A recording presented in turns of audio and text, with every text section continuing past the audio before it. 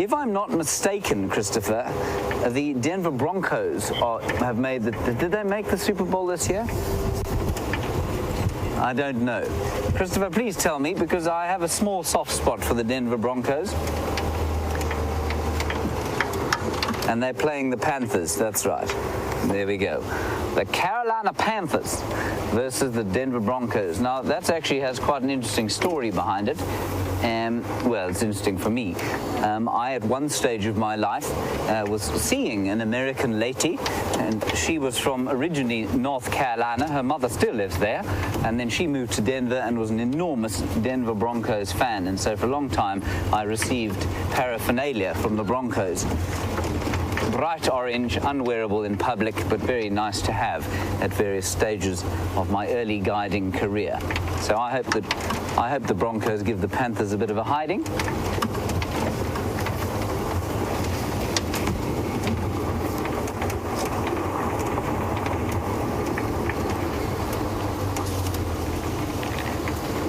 Right, like I say, we're on Arethusa. What I'm going to do is to change the...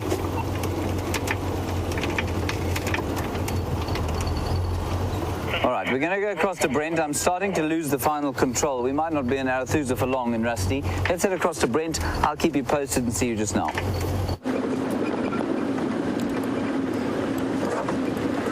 So we're checking this area around a Gallagher shortcut to see if any of those lion tracks possibly pop out onto the road. If not, we're going to head deeper into this block, check around the Gallagher Pound, check that little river system that's in there. They might have gone into that nice, cool, shady area to rest during the heat of the day. And apparently it's Super Bowl Sunday in the US today, so I'm sure quite a lot of people are very excited. I'm going to probably cause quite a bit of trouble with this statement, but I don't even know who's playing. But if the Patriots are playing, go Patriots!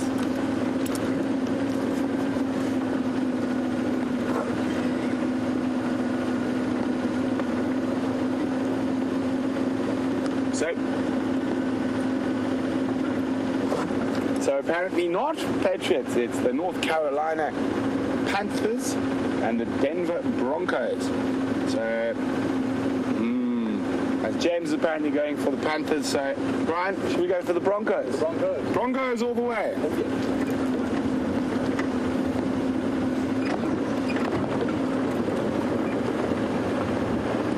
Just going really slowly through here. Just trying to find one of those beautiful cat prints on the road.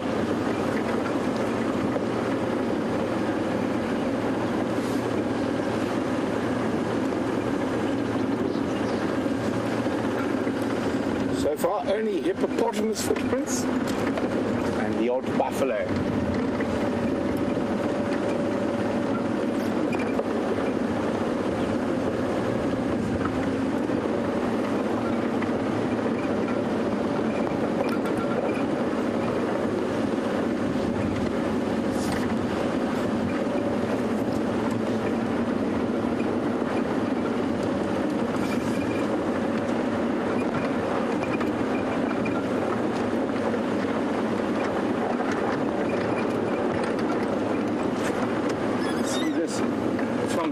Today, now this weeping wattle is literally folding up its leaves quite a bit, and what it's doing is it's turning the underside, which is a lighter color, to face the sun, so reflect a bit of that heat, and also closes its spiracles, its sort of breathing holes, for lack of a better description, to help maintain water loss.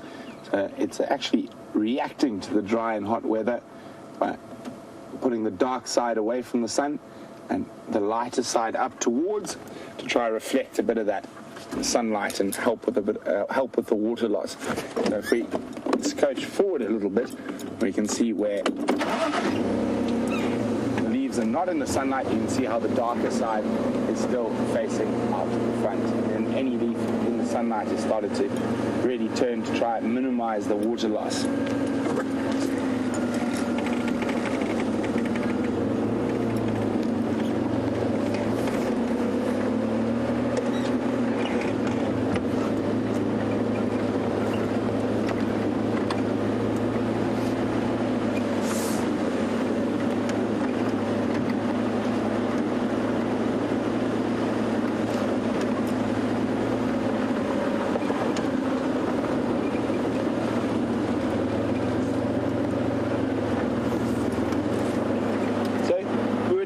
spotted warthogs and bush pigs.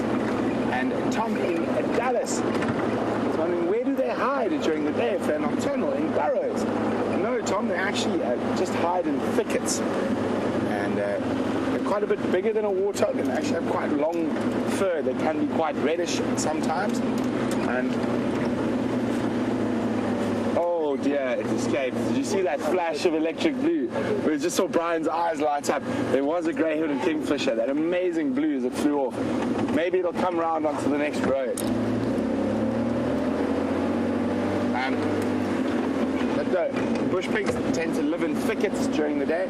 In sounders, they can be quite big family groups, even up to 20 individuals. So there we go. Here's an interesting question for everyone out there.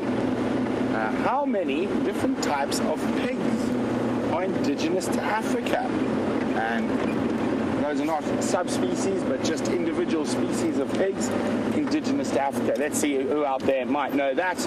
If you know how many indigenous pig species there are in Africa, pop me an email on questions@wildearth.tv or use the hashtag SafariLIVE on Twitter.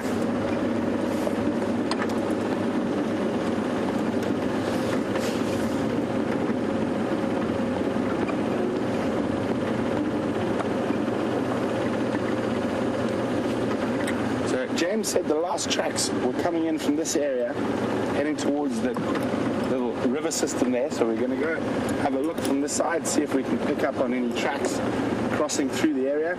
If not, it does make the area that they might be in a lot smaller.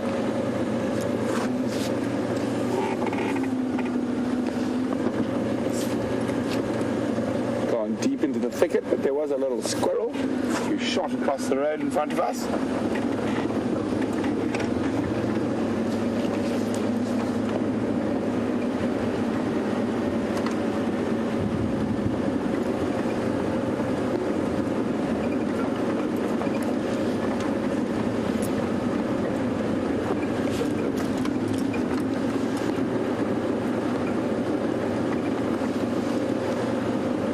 As we are moving through the bush, Jeff in Staten Island is wondering what's the average speed we drive while we're moving through the different areas. I would probably say around 10 or 15 kilometers an hour, so not very fast at all. Of course, sometimes we go a bit faster to get from point A to B, specifically if there is a sighting there, but mostly we drive at about this speed, so very, very slowly.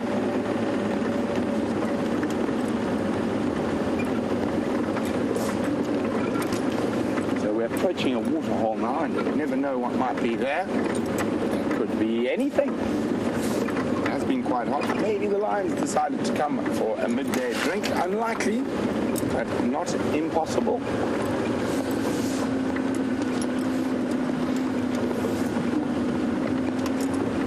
Well, we do have some animals here, not the ones we're searching for.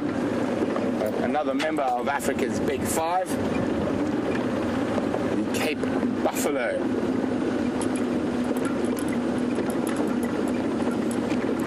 Now this particular group of buffalo we're looking at here are all what you would sort of name retired gentlemen.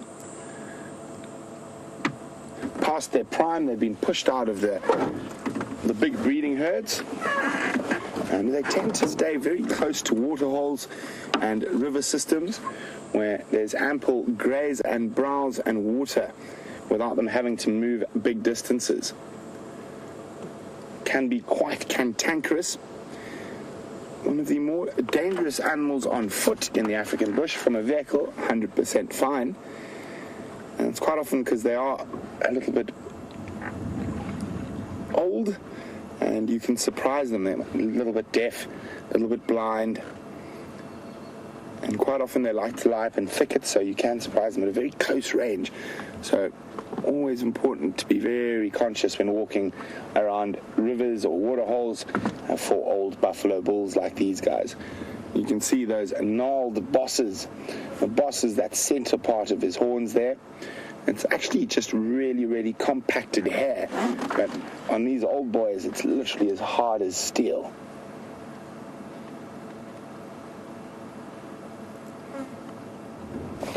the reason they stay in little bachelor groups like this is protection. And of course, the more of you are, the odds of you being the one the lions catch are less.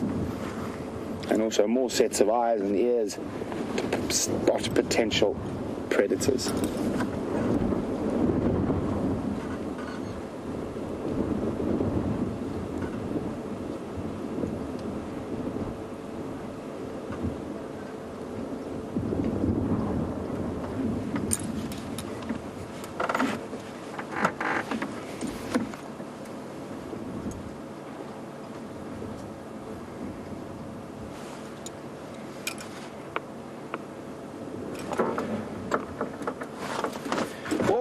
So far, I think I've caught you all, and a lot of people on the pig quiz, a lot of people are saying 2, a lot of people, and someone said 3. You are incorrect, all incorrect. So there are more than 3, but how many more than 3? I'm not going to let on to you just yet.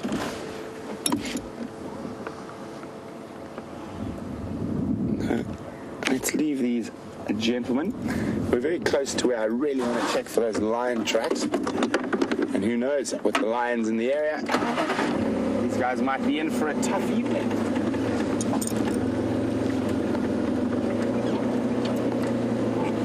So while we go check for tracks in the base of this river system, let's jump back on with Jamesy and see what he's up to.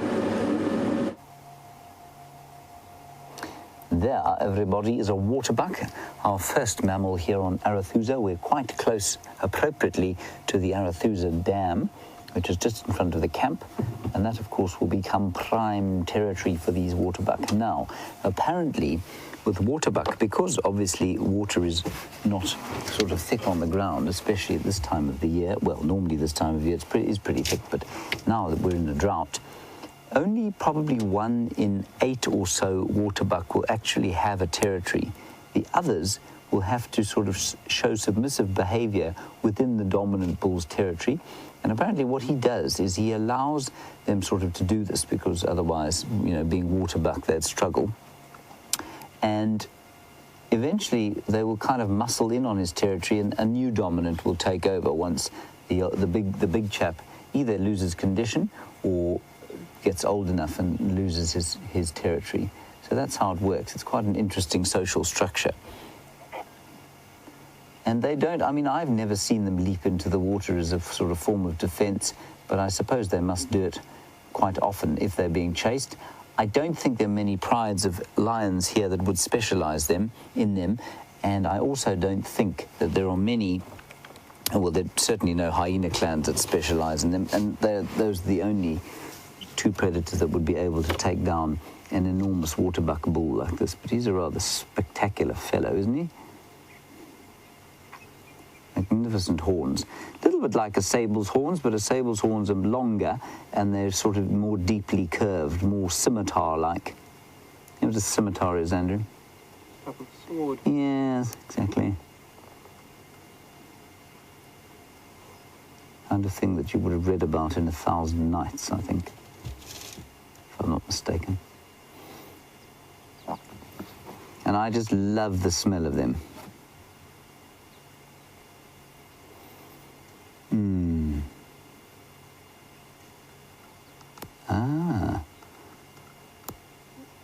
Thank you, Diane and Lynn. Apparently sable doesn't mean black and white at all. It refers to a dark brown color.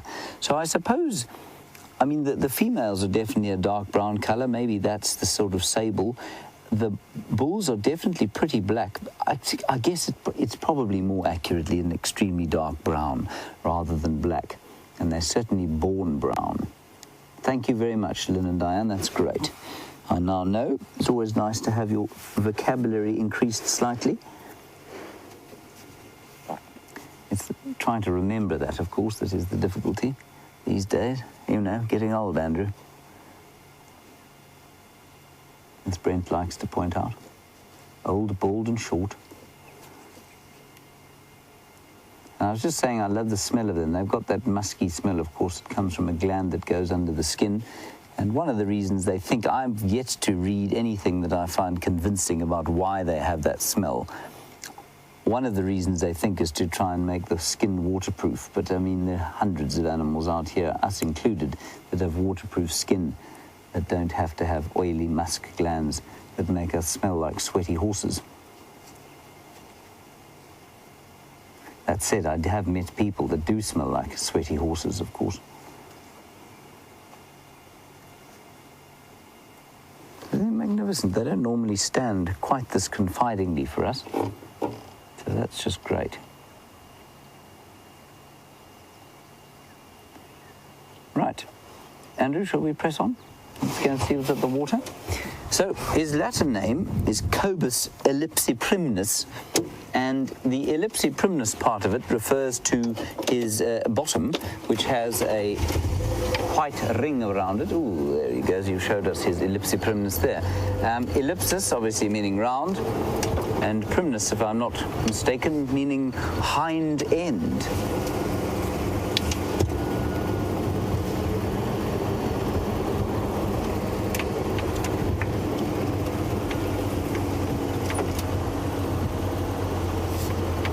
Oh, man.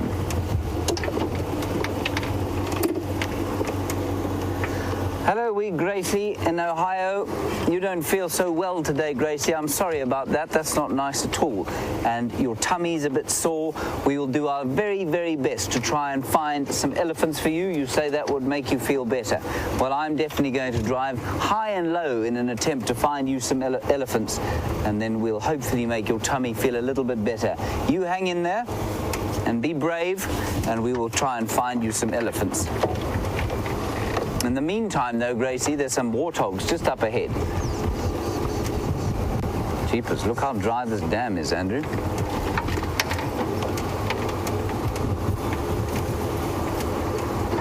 Now, I haven't been here for the last 4 weeks or so. Wow, it's got very, very dry indeed.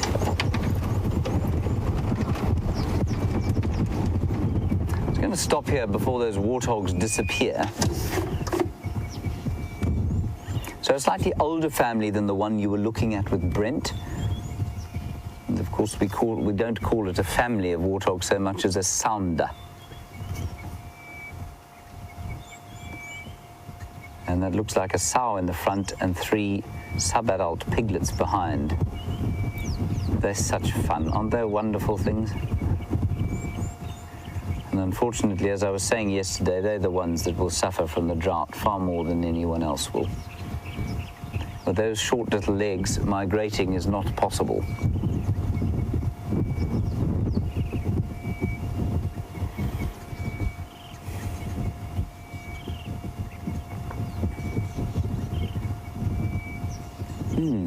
Annie, I'll try and find you a skull to really answer this question for you, but you want to know, are those warts on the warthog attached to the skull, or are they cartilage?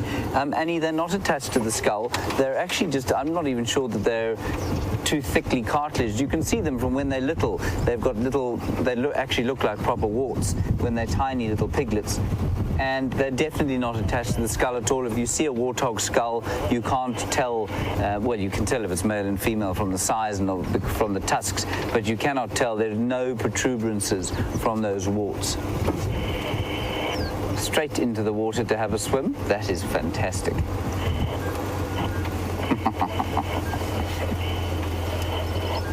There they are.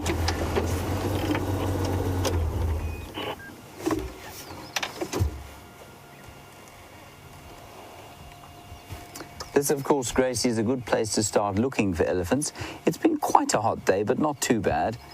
And so maybe the elephants have decided they won't come and have a drink here just yet.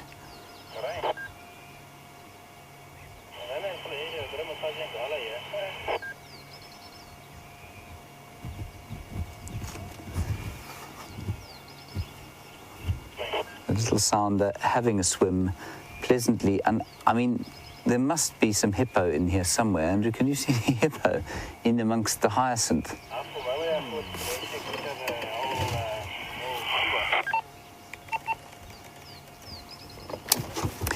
Right, just a quick and very warm welcome and greeting to the Times destination show in, well, I hope it's relatively sunny London with Will Fox and Hayden Turner. Hello, chaps. Very nice to see you there. Well, I can't see you, of course. You can possibly see me. Well, you can't see me yet, but you can see the warthogs. And it's very good to have you with us. Thanks for joining us for the next half hour. That's a European bee-eater that's just flown through your screen. Andrew, can you see the beautiful colors on that thing there? Wow. Look at that. He's right up there. Beautiful European bee-eater. Isn't that wonderful? Golden back, glorious golden back. In some places called the golden-backed bee-eater.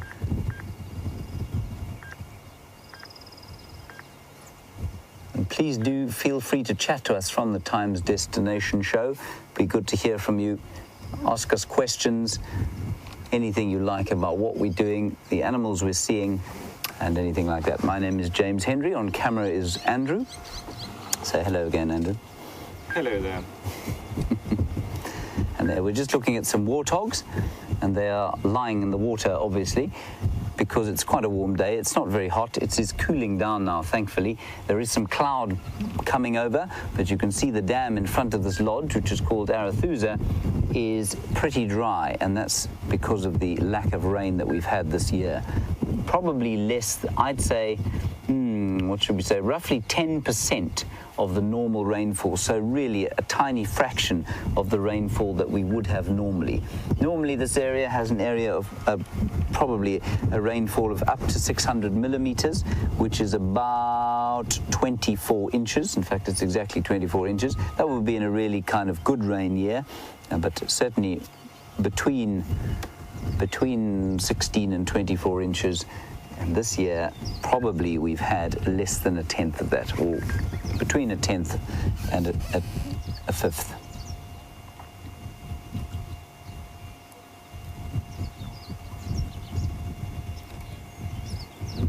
Okay, an unusual sighting coming up for you now with Brent Leo Smith. He's back on Djuma at the moment, probably in front of WildEarth camp. There is a hippopotamus there with him, and I will see you shortly.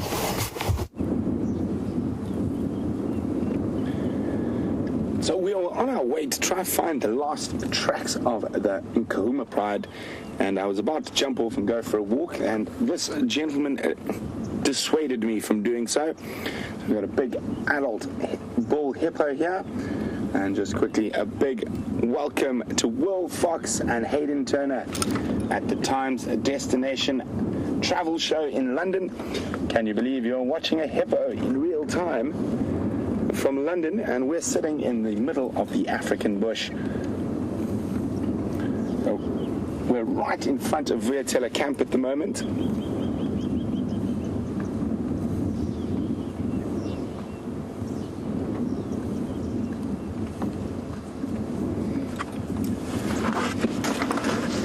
So hi, Phil, who's also at the Times Destination Travel Show. At least I'm getting my tongue around that one. Phil would like to know, on an average day out here, how many of the big five do we see? I would say probably on average, Phil, 3 to 4 on average. It all depends on climate and stuff at the time, but 3 to 4, and then probably a good couple of days of the week we'll see all 5. But not only them, we also very fortunate, we see quite a lot of wild dog in this area as well. So this bull has been forced out of the big dams that are full of the ladies, and this guy's actually quite an old bull, not a young bull. These are the two sort of nomadic and solitary hippo bulls we found, either an old one or a young one. And you can actually, if you look carefully along his skin, you can see there's quite a lot of old wounds and puncture marks. So we are experiencing an incredibly dry time at the moment, and this poor guy is having to stay in the tiny little water hole in front of the WildEarth lodge. Only available water that doesn't have other angry hippos who will chase him out. Now, the reason I say he's an old boy as opposed to a young boy, apart from his numerous scars, is every now and then we can just see into his mouth His teeth are quite corroded and blackened.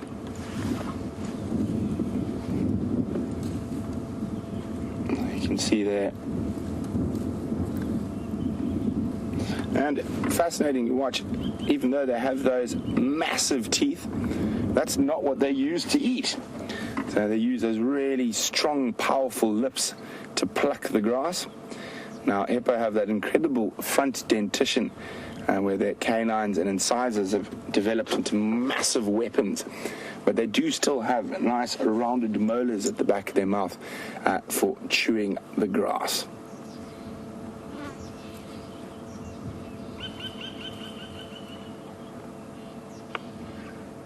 Sorry guys, Jamie's just calling me on the radio. She's out on the tracking team this afternoon. Standing by, Jamie.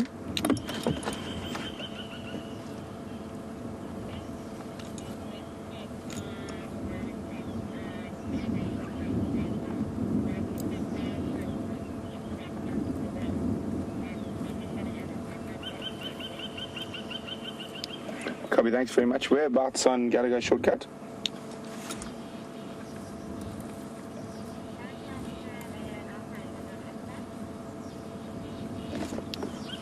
Copy, thank you.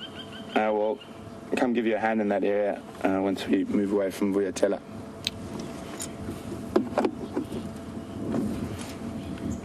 So good news from Jamie that those lion tracks, she's found them a little bit to the north of us.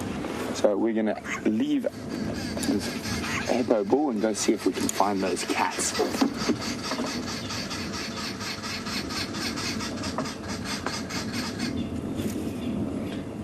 So now looking at this hippo, Jenna is wondering how long do hippos spend out of the water as opposed to in the water?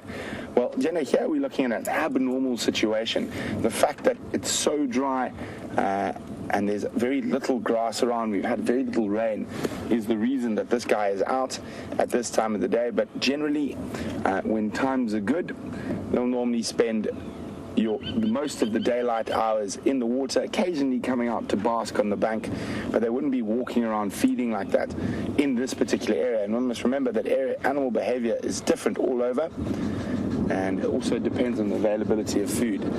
So it's not that usual to see these guys wandering around at this time of the day. But speaking of hippo in the water, I think James has got some who are wallowing in the water to show you.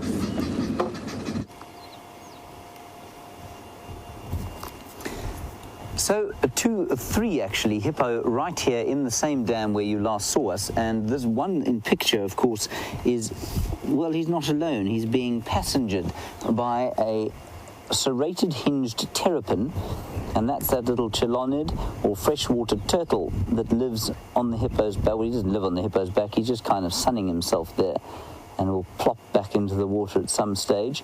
He threatened to fall off a few times, but he's still there, and he will eat sort of ticks, and he's almost like an oxpecker of the water. He'll eat ticks off the hippo, and he'll also eat other little invertebrates that he can find, and if he's really lucky, he'll catch a bird or two as they come down to drink.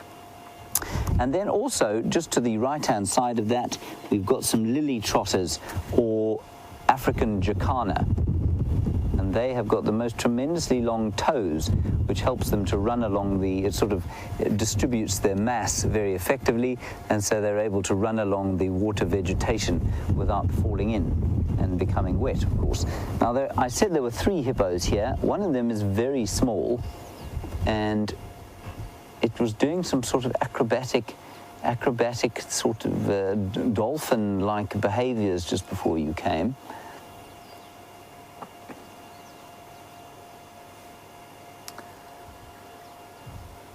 Right. Now, a question from Julia at the Times Destination Show. You want to know how far from the Kruger Park we are, Julia, and what is the best time to visit the Sabi Sands? Julia, we're actually part of the Greater Kruger National Park, and the actual official Kruger National Park boundary is probably about 10 kilometers to the west of where I'm sitting now, so about 6 miles, east of where I'm sitting now. But it's obviously an unfenced boundary. So we are part of the Greater Kruger National Park, which is 3.5 million acres, or hectares, sorry, of contiguous wildlife land. And that in turn is part of the Greater Limpopo Transfrontier Park, which covers 3 countries, a little bit into Zimbabwe and then quite a lot east into Mozambique. So that's the area that we're sitting in. And the actual Kruger traditional is about 6 miles off in an easterly direction over there. And then as for the best of time of year to visit the Sabi Sands, there's no real best time. You can come any time of the year. It's really nice. It's just different depending on when you come. Normally, the summer months like this, the vegetation is very thick and very green, and it actually looks verdant. You can't, it's unlike a lot of the pictures that you see of Africa. There's often a big storm blowing in at this time of the afternoon, and it dumps some rain on us, and there's just, you get a wonderful African thunderstorm. And if you come at this time of the year, you can expect to see lots of young animals. You know, they're born in around November, December time, the young antelope and young warthogs, and the predators, of course, will attend them depending on how many there are. So that's this time of year. If you come in the winter time, which would be any time from sort of May, June, July, August, it's a lot drier. The grass and vegetation is a lot more sparse, so the game is slightly easier to see. It's not cold here, of course. It drops to about 4 degrees Celsius, which is not very cold at all, especially if you happen to be from Britain. And that's an excellent time of the year. Sorry, I'm just looking at the bee-eater. We've already seen him. It's the European bee-eater just flying down over the dam there.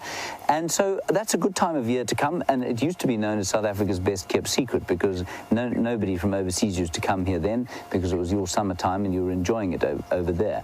But I suppose the only disadvantage, if you can see it as that, I don't really see it as that, is that the vegetation looks a lot more harsh. The grass is a golden color, and if you're not used to it, it can be, I mean, it can look a little harsh, but you'd get over that within a couple of hours, I think. So the winter time's also very good. The springtime is wonderful.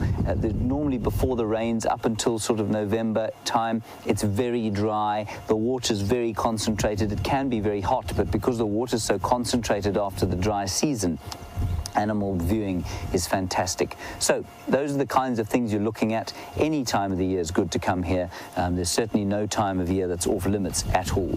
Nice question. Thank you for that. Right, I think we've probably milked this dam for all it's going to give us at the moment. The only thing to tell you is that there are some impala coming in from the far eastern side of the dam, and they're just grazing there on some of the last greenery that there is. And things are a little tough at the moment for the animals with the lack of rain. But that is part of the completely normal cycle of things. It's not unusual for this part of the world to experience fairly severe droughts now and then. And that's how the animals and the plants and the rest of the organisms in this area have evolved. They've evolved and adapted to survive under some fairly harsh conditions. All righty then. On we go.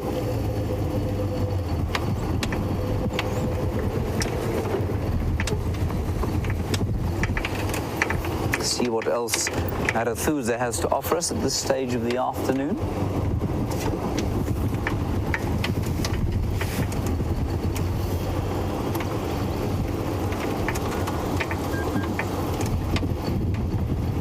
Hello, Sheila from the Times Destination Show. You're obviously particularly well informed, and you want to know if Shadow, who is a 9-year-old female leopard that we view quite regularly, mostly on Arathusa here, you want to know if she has had cubs. Not as far as we know. We do think she's pregnant. There may or may not have been suckle marks on her. It can be quite difficult to tell. It's possible that she has cubs. We don't know. Certainly a den site has not been identified at this stage. Nice question, Sheila. Thank you. With any luck, yes. And very soon we'll be viewing, very soon we'll be viewing some young leopards. She certainly has been mating, of course. Well, she's done some fairly enthusiastic mating 3 or 4 times with different males, and one of them hopefully has been successful.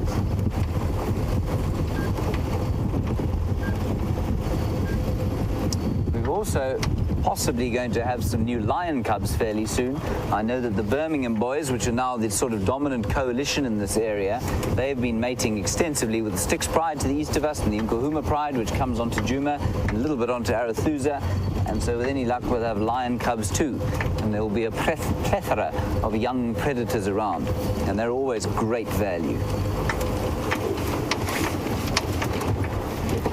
Now, I was chatting a little bit about the drought, and if you're wondering about what time of the year to come, this is not a very typical scene for this time of the year. Like I say, it's normally the grass would be at least 4 or 5 times the height. It would be 3 or 4 times as thick as this, and the trees would be a lot greener. At the moment, their leaves are very kind of withered because of the lack of rain, and so it would look very different. This is almost like a September or even an October landscape. And that's not to say for 1 second that it's bad, but it's just different.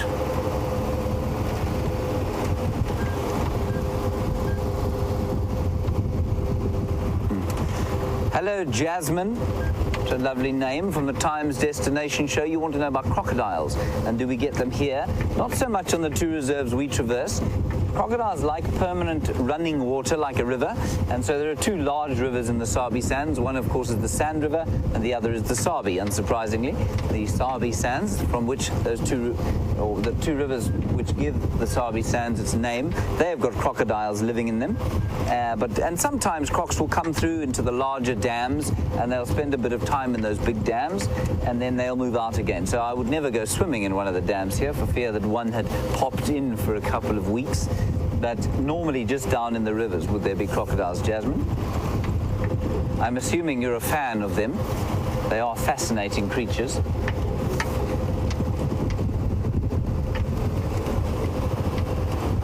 Right, we're now approaching the Arathusa International Airstrip. That's just me being facetious. It's not an international airstrip. It is just a little airstrip which you can fly into if you come and stay at Arathusa. And it's quite a nice spot to go and check for animals because it's open.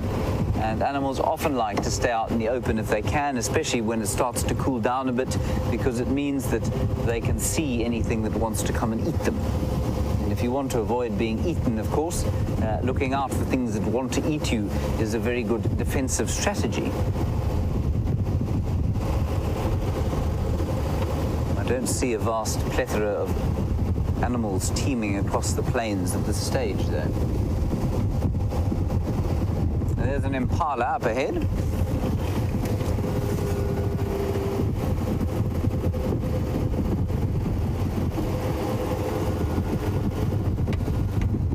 Right, there's some impala there, and there's impala further up ahead. I'm going to leave these ones and go further up there. There is a little waterhole there, and maybe there's some zebra down there.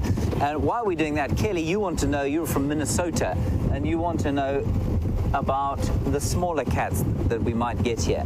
Specifically the African wildcat and the black-footed cat. We do get African wildcats here. I've certainly seen their tracks. I've never seen one at Djuma, but I have seen them in the Sabi Sands. And we also get serval, which are sort of beautiful leopard-colored cats, slightly larger than your average house cat. And then the other smallish cat would be a caracal, which looks like a European lynx or an American lynx. And it's about the same size, I suppose, maybe slightly larger. But black-footed cat, no. Black-footed cat, I think, if I'm not mistaken, is only found in places like the Kalahari, the much drier desert and semi-desert areas of southern Africa. Andrew, did you ever see a black-footed cat in the Kalahari? Negative. Negative. Very nocturnal, very secretive.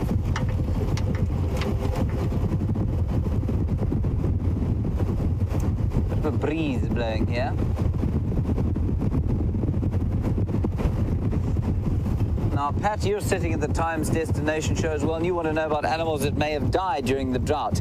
I did see one post the other day from the Kruger National Park where a hippopotamus seems to have succumbed to the drought. It's a lot drier the further east you go. So, Pat, not yet, but yes, I think that animals will start to die. And I know that's difficult to talk about, it's difficult to consider, it's difficult to see. And often people say, well, why don't you just provide water? And the problem with providing water is evident right here. Now, this is an airstrip, of course, and so it's not completely natural. There is a waterhole there, and you can see around the waterhole the grass has been grazed flat. Now, that's totally normal. I mean, that's in a natural depression where there would be water anyway, so it's by no means a criticism of the fact that there is water there. But in a drought, all around water, the grazing will obviously take a hammering. And If you put more water around, so the grazing will take even more of a hammering, and so will the browse. And then when the rains do come back, you have dreadful problems like soil erosion, which are long-term issues. So while it's a little bit difficult to accept the fact that some animals are definitely going to succumb to the dryness, it's part of the normal cycle of things here. The predators are going to have an absolute field day. Their numbers will go up. The numbers of their prey will go down. And then that, what we call dynamic equilibrium, which is the kind of arms race that goes on between or predator and prey, will continue. In wet years, it will reverse the other way around. So it's quite a good time for the predators. And although I think we tend to think of the predators as having the best of times most of the time, it's very difficult being a predator out here. Animals are very wily, and it's difficult to catch them.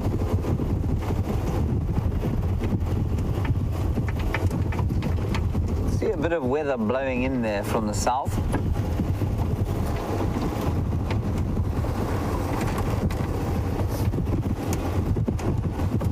Okay, we're going to continue off here to the western side of Arathusa and see if we can't pick up on some elephants. There were some tracks heading this way a little while earlier, so that's our plan. While we're doing that, let's go across to Brent, see what he's got to show you, and I'll see you a little bit later.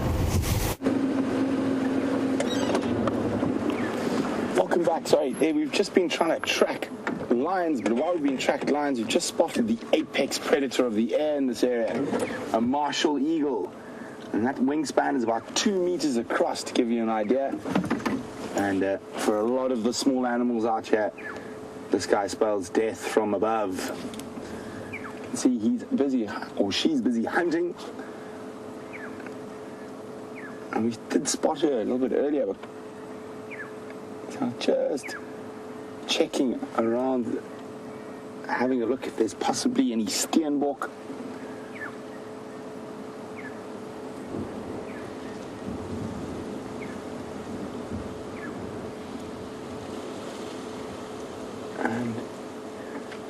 Unfortunately, it looks to be flying a little bit further away, but you can see how it's riding the wind, using those massive wings to not flap much and just sort of seamlessly fly over the area.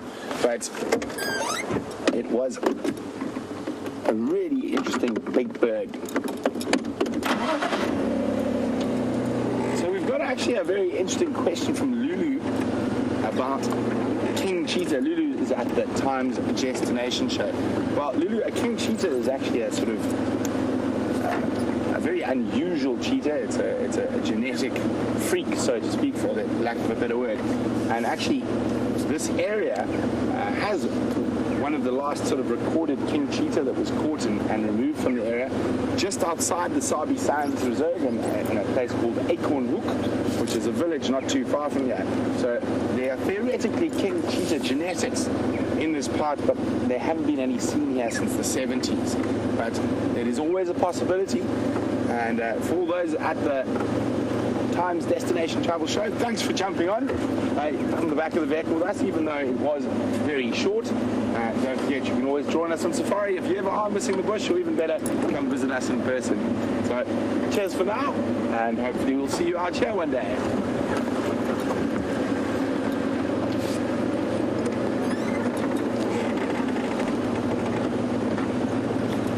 So the last lion track was pretty much opposite us here, heading into this block. So Jamie's out on the other side on foot, trying to see if she can find them. And I'm just double checking that they haven't crossed the next road. Fortunately for us, a nice sandy road, so the tracks, if they have come out, should be relatively easy to spot. Not a lot of buffalo tracks here, but it looks just to be bulls.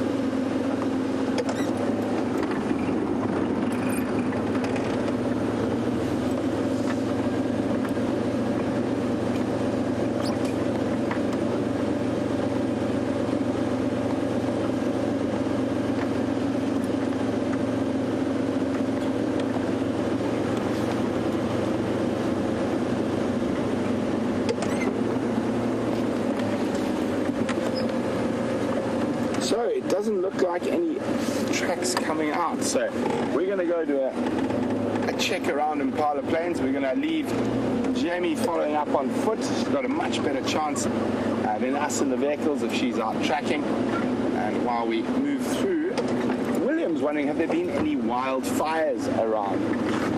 There are wildfires, and we haven't had any this year yet, but of course this year is very new. Probably still a little bit green, even if we did have a runaway fire, for it to go anywhere too far. Sometimes in these incredible drought conditions, the fires actually never get going because there's no grass for it to burn. But Africa is a fire climax biome, and fires played a very important part in the development and management of savannas for many thousands of years.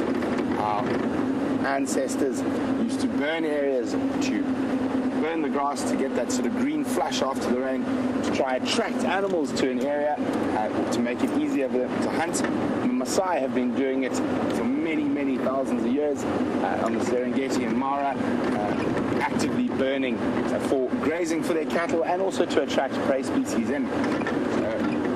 We do get wildfires. Of course, we do have the Sabi Sands is a very effective firefighting team, but also there are controlled burns to emulate what a wildfire would do, but obviously not over such a vast area.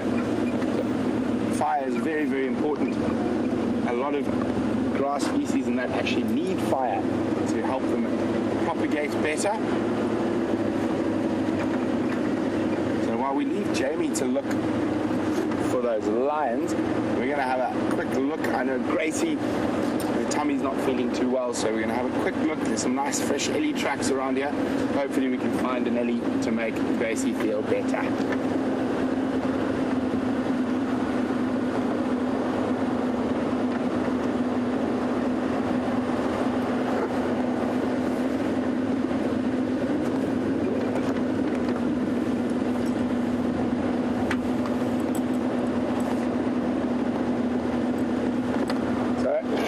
And Mike in Florida have got the closest on the pig quiz. They say 4, but they've got the species wrong. Or maybe not. So actually it could be 5. So it is the warthog and the bush pig, which we see quite commonly. So they said, and giant forest hog, which is a massive beast that lives in the rainforest. And the last one was the wild boar. Now, there is some contention whether the wild boar in Morocco are introduced or whether they actually occurred naturally there. But the main fourth true African pig is something called a red river hog that lives in Congo and Gabon, and actually one of my favorite creatures up in the rainforest. I was lucky enough to spend a lot of time with them when I was in Gabon, and those are the 4. The wild boar is actually in contention whether they might actually have been introduced from Europe into North Africa. But the red river hog is a very peculiar looking beast. I've seen groups of up to 200 in Gabon. They are incredibly I find them incredibly beautiful in a very strange way. I'm just trying to see if there we go. I'll show you what they look like now. I'm sure I had one here somewhere. There we go. Holding it there, is that okay, Bryan? There we go. We'll wait for a second. Otherwise, I'll show you guys when it gets a bit darker. So that is a red river hog. Very funny looking things. So they occur in the Central African rainforests, and really, really incredible. So during the dry season in the rainforest, they actually move out onto the beach and dig up grouse crabs. So you find these groups of 50 to 100 pigs moving down the beach, digging up crabs.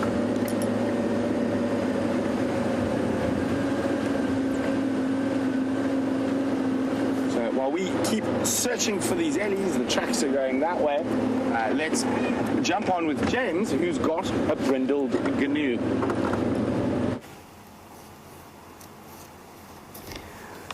Well, I hope I'm not sure how many of you actually jumped on with me, but welcome back to Rusty, of course. Here we are with a wildebeest, a bull on his own, but he's not entirely alone. There are some impala lurking about the place here, and he will be using them for their eyes. They're a sort of security detail.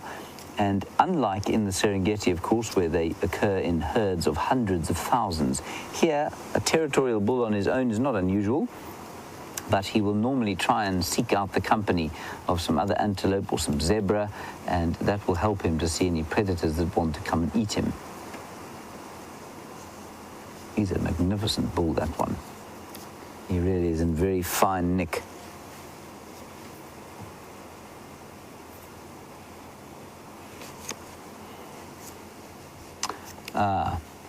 Now, Desmond, very interesting question. You're asking about something called a golden wildebeest or a king wildebeest. I am actually not, I don't know what a king wildebeest is, to be honest, but I know if it's like a golden wildebeest, I think what you'll find is that it's a rare form of coloration. It's a bit like an albino animal. A black impala, or I think they're called copper-backed impalas. And basically what these are rare genetic traits that are expressed every so often, and you get an animal that has slightly odd coloration.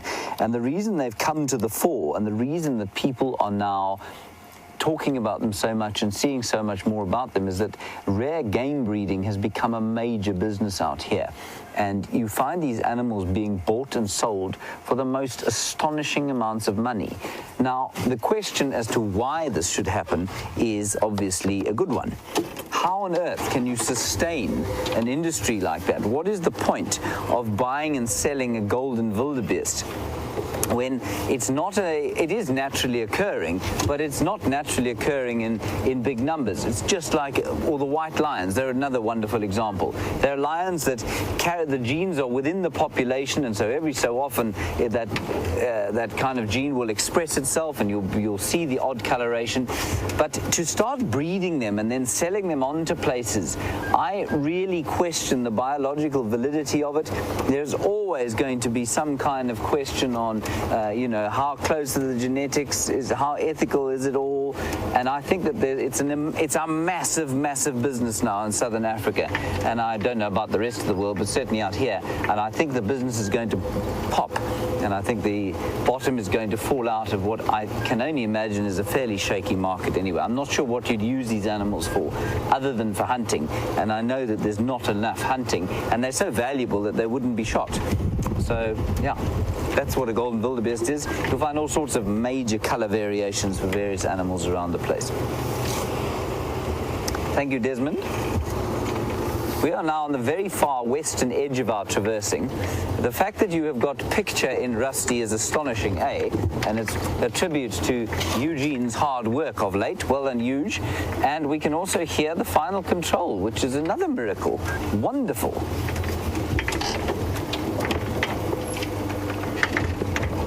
Big bump from the 3 millimeters of rain we've had this year. So Arathusa not being particularly kind to us on the big game front. Lots of fun little stuff going on here. So I think we'll go further north so we can find those elephants we were hoping to see, and then we'll probably head back towards Djuma. Now, often we're asked about fire, and Andrew, if you just show the camera there, that you can see looks like a fire landscape because there's no leaf. There are very few leaves on the trees, on the tops of the trees. And William, I believe you just asked Brent if we get wildfires in the area, and well, here's the answer to your question. We do get wildfires here. But people often say, well, I think, they get impressions from California fires and Australian fires and those sorts of fires. And they're tremendously damaging. If you look over here, they often ask if we use fire to clear out bush, so that to open the bush out. You can see very clearly that fire has precisely the opposite effect here. It kills the top growth of the trees, and down below, the trees just sprout from underneath. So it does not kill trees. Fire here does not kill trees. They have adapted to surviving with fire. And so it's quite interesting to see how these trees are just a totally different shape because of the fire, but they're almost certainly not dead. So, William, there's an interesting answer for you. And this fire is old now. I mean, this happened not last, but the one before, the 2014 dry season. You can see the light becoming quite dim as the clouds come over. Once again, they don't look like they're going to do anything other than spite us, these clouds. I don't think they're going to give us any rain at all. I say that every night, hoping that I shall tempt them into some kind of useful effort. But I've as yet failed. Another waterbuck popping out onto the road. Oh, there's a female.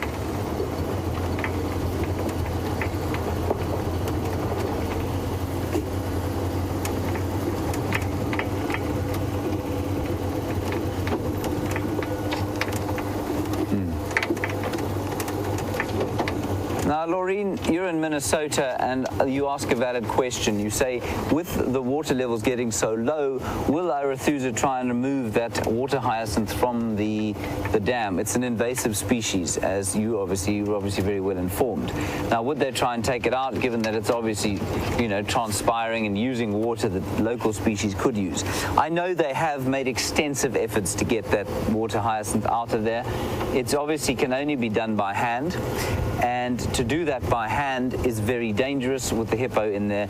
It's not so dangerous if it's very large and you can see where the hippo are and they're not feeling threatened because there's lots of water. At the moment, they will be feeling threatened, and I think it would be extremely dangerous to try and get it out. It's actually probably a better idea, and I don't know whether this is what they're going to do or not, to let that dam dry out, then clean the stuff out and start again. I don't know exactly, Laureen. I'm not au fait with exactly what the management plans would be. So we're now on the western edges of Arethusa, like I said. And now this is the sort of territorial boundary between Anderson, that magnificent and slightly terrifying-looking male leopard, and Tingana, the equally magnificent but slightly less terrifying-looking fella.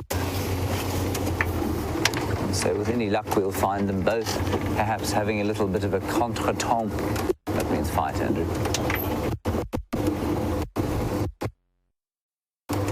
In this drainage line. Yeah.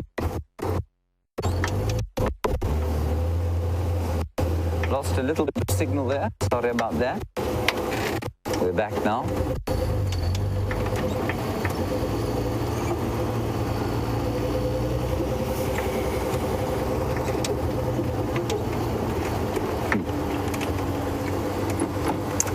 Nice question also from Charlie. You're obviously also a highly astute viewer. If the leopard orchids are surviving the drought. Now, the leopard orchids, for those of you who don't know, are the only orchid species that I know that we get out here, and they spots on them, hence leopard orchid. And yes, they seem to be surviving. I've seen a few of them. I think they just go dormant, when it gets high. They don't have roots in the ground, so they just make lines, as it were, or one rain. I think they'll be absolutely fine. Most of the plants here, they just go dormant. Plants are very clever that way. Fish, some fish the same, like the catfish. The mammals, not so much.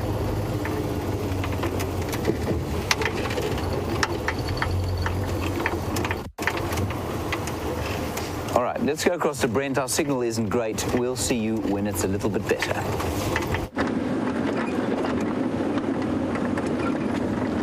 So we're still hot on the heels of those ellies. The tracks have continued on, so Gracie hopefully will catch up with them in the not too distant future.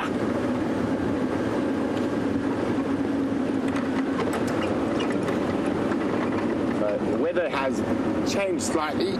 We got a bit of cloud cover coming in. I don't think we're going to get much of a sunset this evening, but hopefully there's some rain on the way.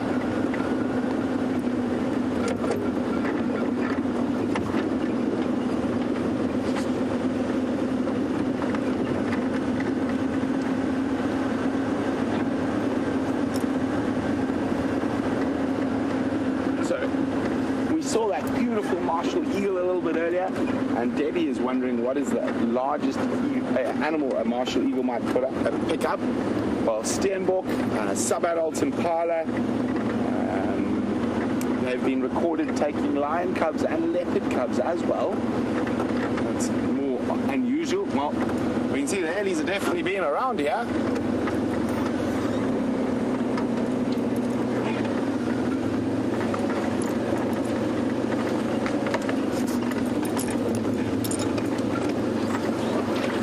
Doing some gardening for us. There also has been unconfirmed reports of martial eagle taking small children. That and crowned eagle have actually been accredited, but it's never been truly confirmed. But they're definitely strong enough and powerful enough. My grandparents on their farm lost a few dogs to martial eagles over the years.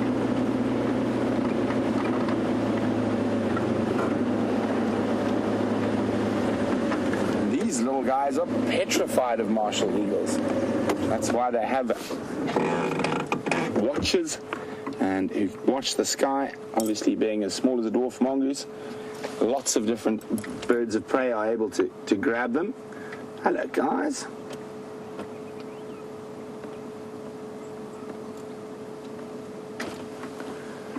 Look at that one climbing on the tree to get a better look at us. They are very, very cute.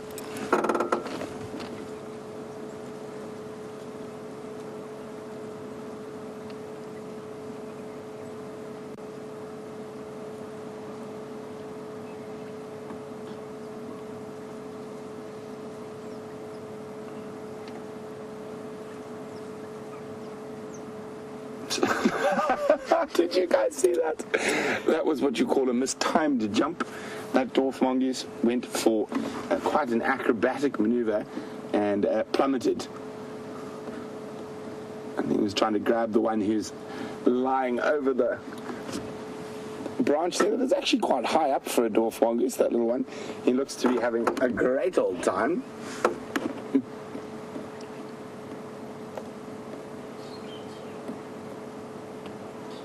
And there are... Oh, there we go. You hear that alarm call? What happened was actually a hornbill flew over and they just... The wings gave it a big fright, a possible big bird around, and then one gave that very distinct... And then they all disappeared down to safety. So there's always someone watching. Although, here comes our acrobat again. This is the successful one, not the one who fell off the tree.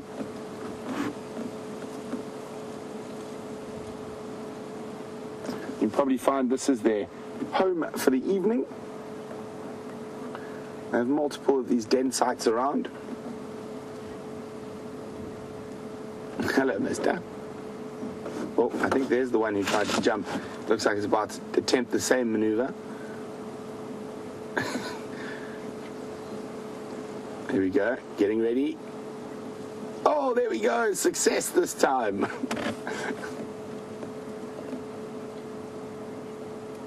Very busy little group of mongoose these. Now, they can be quite playful when they are at a den, and I think that's what's happening here. Scratch, scratch, scratch. And you see they have got impeccable balance, apart from one of them. And they climb out, and it's quite thin little branches they are climbing out on.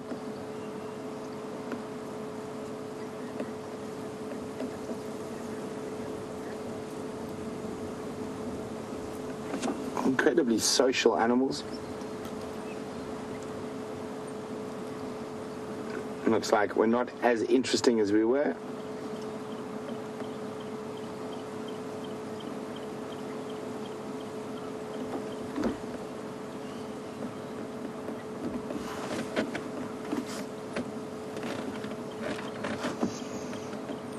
So William is wondering, do we have any meerkats hanging around with warthogs? I'm sure William is asking that because of the Disney movie, The Lion King. And The Lion King told quite a few lies, William. Firstly, we don't get any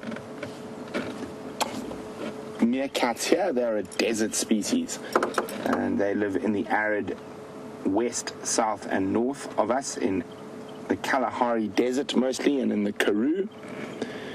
So we don't get them here, and generally you don't find meerkats and mongoose, or meerkats, mongoose hanging out with warthogs. They're incredibly social animals, but they like to be social with other mongoose or other meerkats. It's the same as the day I see a big male lion killed by a stampeding herd of wildebeest, I will eat my hat, because it's just not going to happen. Buffalo, that I can believe. Wildebeest, I'm afraid not.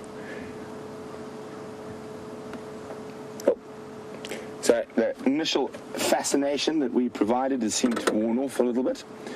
So we're going to leave them be and continue looking for these ellies that seem to be heading in a southerly direction.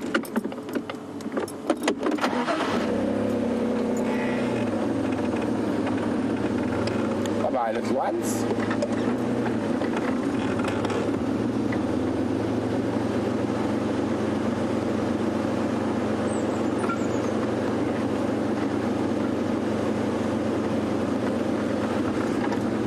I know a lot of you guys watch that Juma cam religiously, and you probably wouldn't have noticed any dwarf mongoose. And Lisa's saying, would they actually go to the pan to get water? Lisa, you probably find they get enough moisture from what they eat combined with dew in the early mornings. They don't move too far from the den in the early mornings, but I have seen them lick dew off the different vegetation around. Being small, they probably don't need too much water, and you're very correct. If they had to go out to somewhere like the Juma Pan, they'd be incredibly exposed. If there is little bits of water around, they will drink, but probably get enough water from the dew and from whatever they're eating to survive.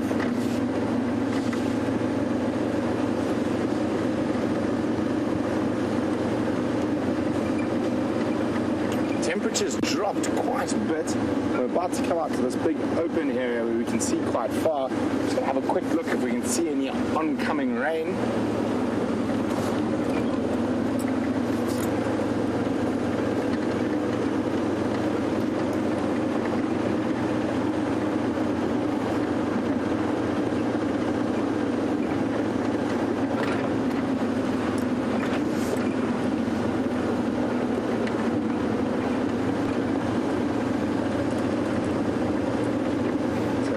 To pop out to this nice open area, we can have a look down towards the Drakensberg Mountains that look to be possibly engulfed in rain at the moment.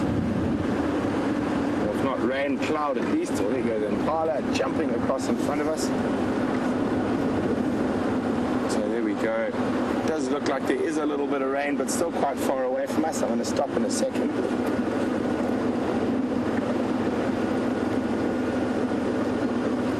There's a lone wildebeest ball. He's meandering off.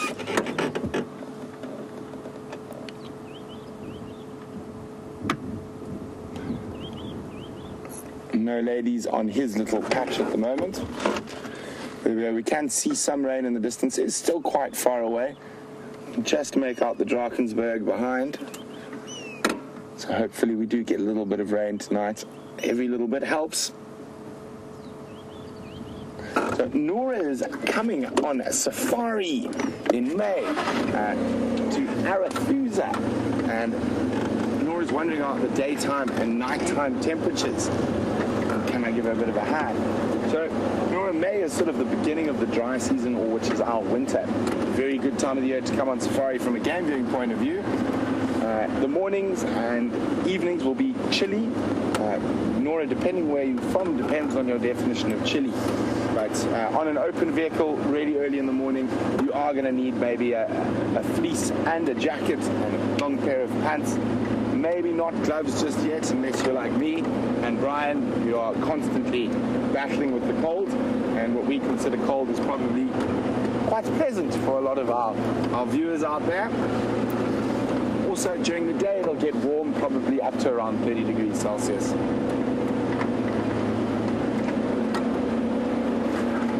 But but the early mornings, late evenings will be quite chilly.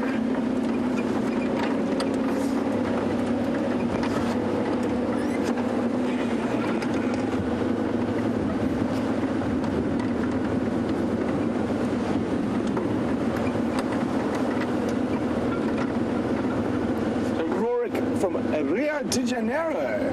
We haven't had a question from Rio de Janeiro for a while. So nice to know that South America is joining us, Southern Hemisphere guys out here in the bush. So Rorik would like to know whether winter game viewing is much better than summer game viewing. It's not, in my opinion, it is better. It is different as well. So generally, because there's less water around, so the animals have to focus on certain water points. Hello, Mr. Impala. And also, there's very little grass around, so you're able to see greater distances, as well as the ground being very dry, so it's much easier to track lion, leopard, cheetah, wild dog. For me, personally, and a lot of people disagree with this, for me, the best time of the year for game viewing in most of southern Africa is the end of October, beginning of November. It is when it's often called suicide month due to the heat. It's really hot and really dry. So the animals are forced onto the permanent water points or rivers that are around, and being the end of the dry season, a lot of your herbivores are possibly not in the best condition, so it makes it quite a bit easier for the different predators to catch them.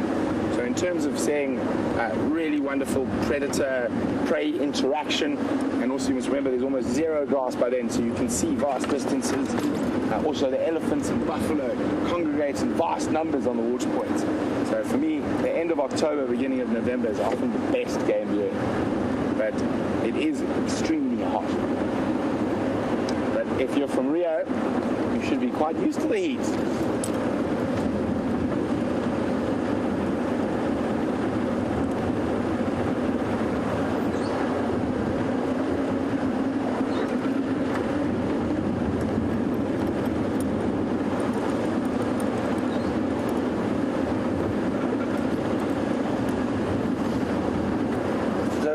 Is wondering what type of food we eat here in South Africa, any delicacies. Well, we eat pretty much, most South Africans are very much big red meat eaters, so we have lots of barbecues, which we call braais, and that a braai is when we make a fire, put a grid on top, and then cook chops and steak and whatnot on there. But South African delicacies, there's one called a bobotie, which is from the Western Cape originally. Difficult to describe. It is a sort of mince curry dish with raisins. I'm not a huge fan of bobotie myself. Biltong is probably one of the biggest delicacies, and biltong is our version of jerky. We also have a thing called droewors, which is dry sausage. Dried sausage is also a delicacy. Potjie, which is a very big stew that's made in a very particular way that you don't stir it, and also cooked on a fire. Bryan, you were about to say something there? Rusks. Hey, there we go. Rusks is also a very South African thing. Now, a rusk is similar to a biscotti, the best description, and we often have it in the very early morning with our tea or coffee, and we dunk it inside. And from a more traditional African cultural point of view, we've got some other delicacies, such as mapani worms, which is a dried larvae of the mapani moth. Very high in protein. I personally think that tastes like charcoal. Not very pleasant, but also bungos, which is the larval stage of the long-horned beetles and wood borers. It's a big, fat, white grub about this big. That when you cook it, it tastes like bacon, but has the consistency of snot. What what else can I do? Pop! Pop is probably one of the most staple diets or staple foods in Africa. It's basically ground maize. It's very similar to polenta, slightly different texture. You can either eat it with a relish, which is normally made up of tomato, onion, and chilies, or spinach, or you can eat it as a porridge, actually, with milk and sugar in the morning.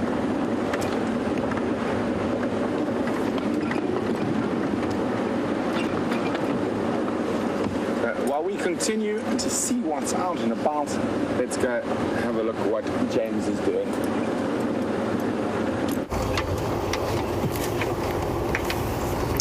Right, hello everybody. Not much good news on the animal front for you, but as Andrew was just saying while we were driving through this drainage line, what a beautiful drainage line it is, and so it is.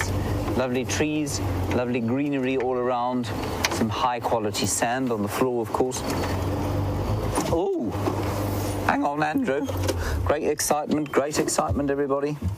Let me just untangle myself from the 37 wires I have attached to myself. I feel like I'm in the intensive care unit.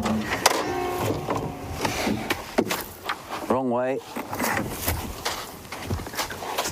Here, we had a question this morning about a potato bush, and very few people actually know what a potato bush looks like. And we were asked whether it has, and I'm sorry, I forget who did ask exactly. And I've just put my earpiece in my ear hoping to hear, but of course I'm not plugged in, so that was just very silly on my part.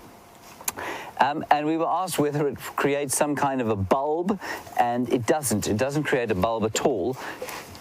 I'm just going to show you a leaf. That's what the leaf looks like. It's called Phyllanthus reticulatus, and it doesn't have... This one doesn't smell like potatoes. I'm just trying to look for the flowers that smell like potatoes.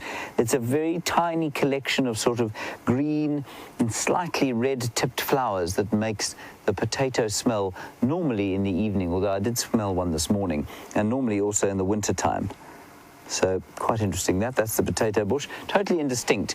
And if you haven't been out here, you will smell it at night. It's incredible. You'll drive along and you'll think you're near camp because it smells like McDonald's. Slightly nicer than that, without the kind of smell of synthetic nutrition. But it does smell like potato chips, if you like, or wet potato chips, and very delicious smelling, but often quite difficult to find. You don't normally find them growing in such profusion as they are there. Right, Andrew, did you like the potato bush? Phyllanthus reticulatus? Yes, I thought you might. On we go. It is getting pretty gloomy overhead. I plug myself in so that Kirsten might talk with me. Okay. Oh, no, I'm out again. Hang on 1 second. Sorry, it's so difficult to plug myself back in now. You'd think in 2016 that someone would have invented completely wireless communications.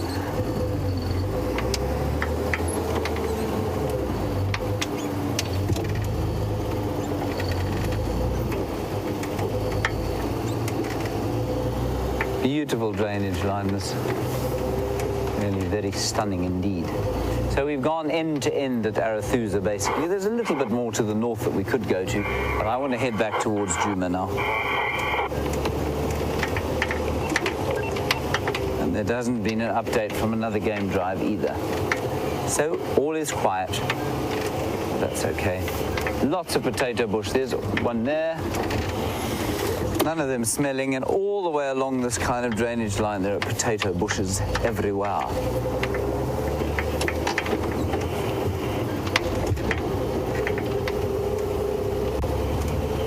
There's a... Stop. Beautiful Natal Franklin. Or Natal spur fowl. It's beautiful. Isn't that lovely? Well done, Andrew. The most beautiful pinkish orange bill. It's the most obvious feature of the Natal spur fowl.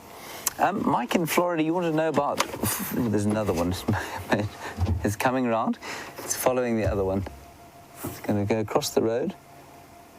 Or is it? No, it's going to stop in the bushes there.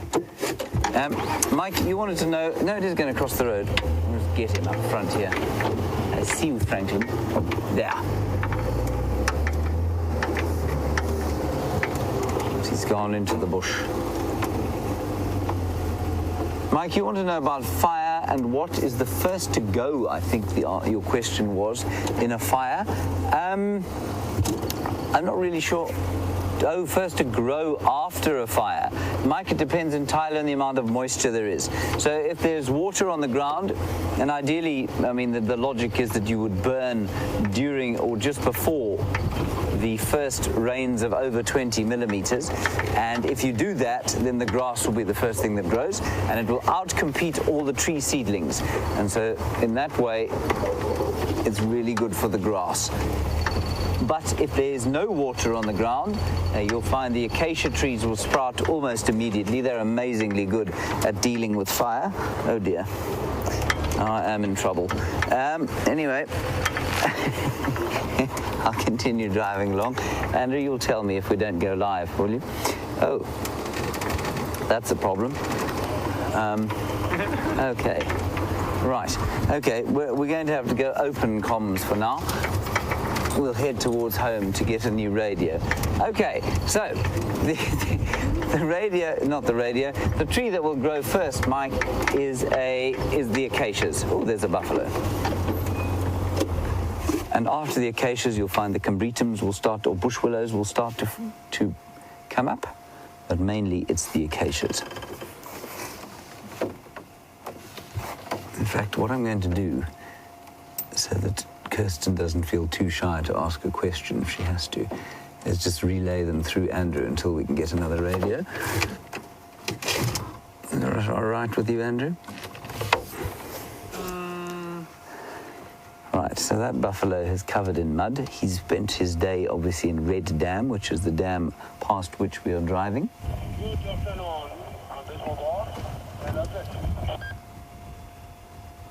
There it is. It's a quarry, basically, that was probably used to put gravel on the roads. Oh, there's another buffalo in there. Well spotted, Andrew.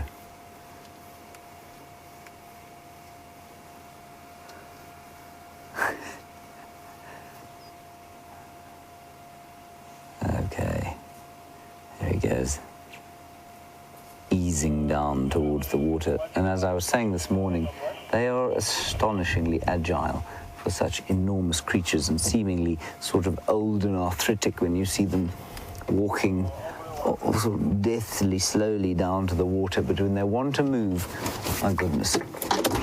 Right, on we go. So Kirsten, just to reiterate to you in final control, I cannot hear you. We are incommunicado.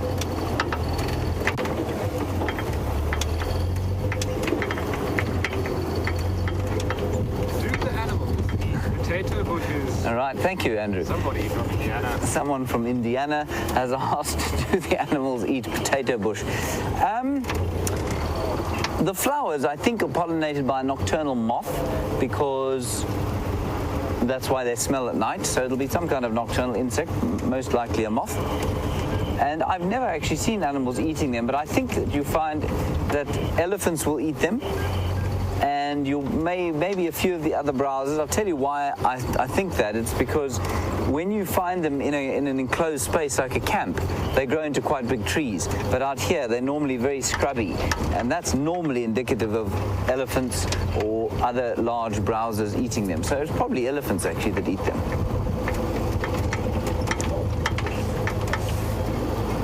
We're not too far from the boundary now of Juma. And this is prime shadow territory, of course.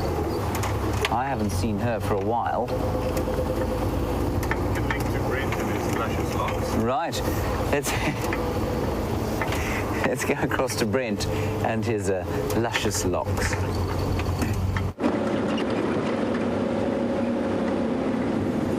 So it seems like Commander Bond is being heavy on the equipment today. And finding it quite amusing. He is a very amusing man, James. So Bryan and I have unfortunately tracked those elephants to where they've moved out of our traverse area.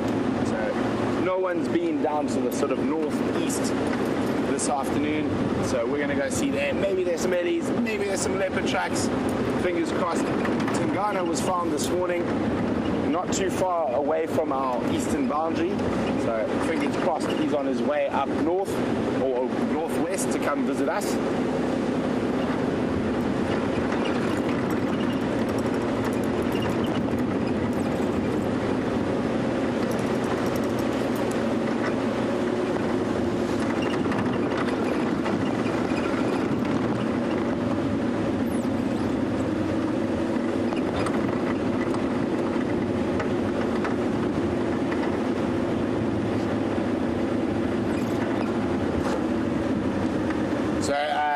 Thanks to Ellen Fowler, who wants me to know about my favourite young male leopard, who was found on Cheetah Plains yesterday afternoon at 3 in a row pan. And Craig did tell me, so thanks for that, but he did tell me yesterday he knew how jealous I would be. I haven't seen that boy in what seems to be an age.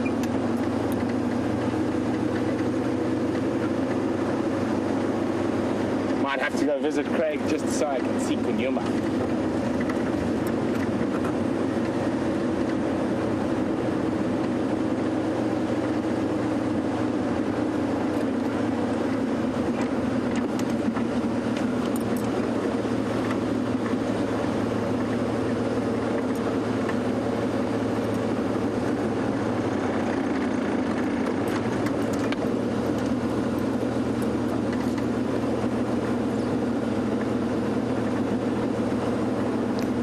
Trying to catch all sorts of butterflies on camera this very dry, wet season.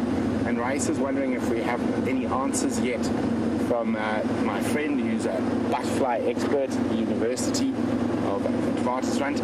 I haven't yet. I think I sent them on Boxing Day, so it might not be.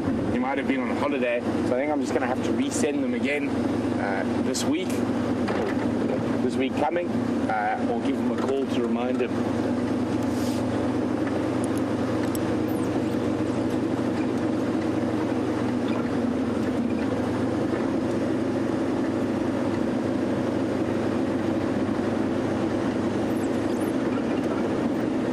So this weather was looking quite promising for a bit of rain earlier, but it is dissipating a little bit to the west and seems to be heading south of us.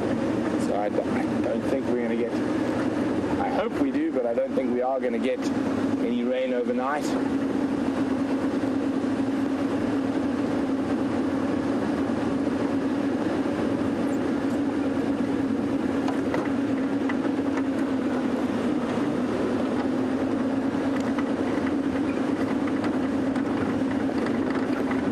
Sorry, just listening to the game drive.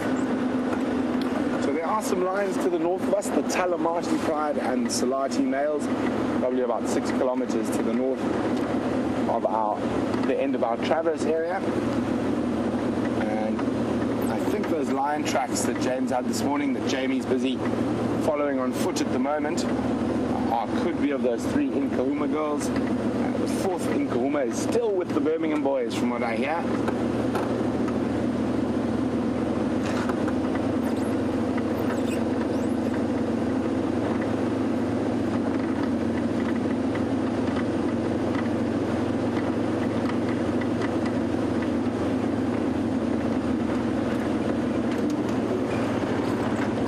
Obviously, we spend a lot of time looking for lions, and Dylan in Iowa is wondering what came before lions. What did they evolve from? Dylan, there were various different types of saber-toothed cats and large cats before our current day lions. And interesting enough, us and lions evolved at about the same time. But yes, and there were even still saber-toothed cats, large saber-toothed cats at that time. So they would have evolved from one of these larger predecessors. So you imagine a lion, but on steroids.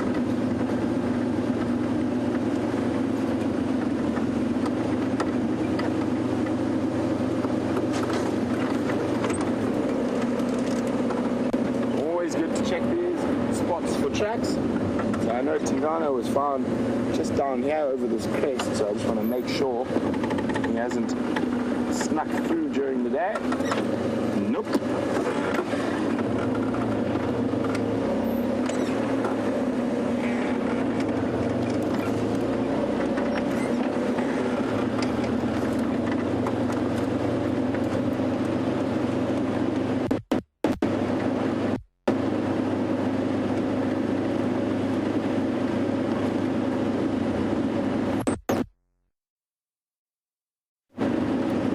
Sort of dark and ominous feeling at the moment.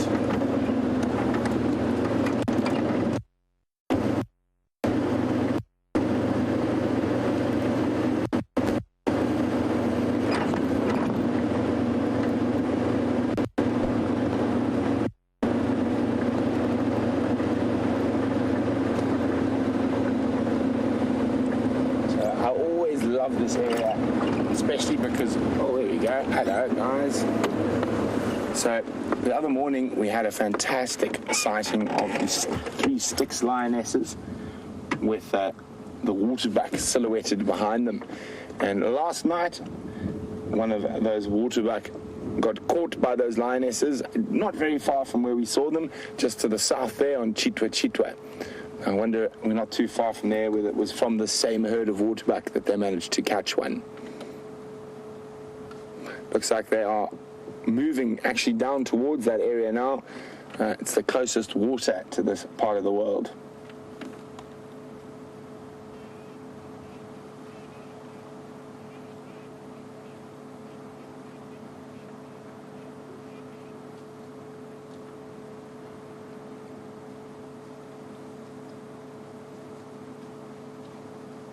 They do seem to be walking with quite some purpose. So I do think they are heading down towards the water.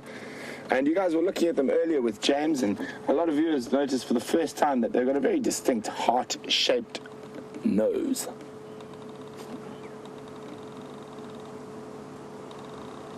The wind's picking up a little bit.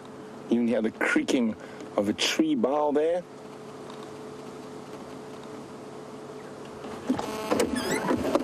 Well, windy, dark clouds building. Good night to be a hunting predator.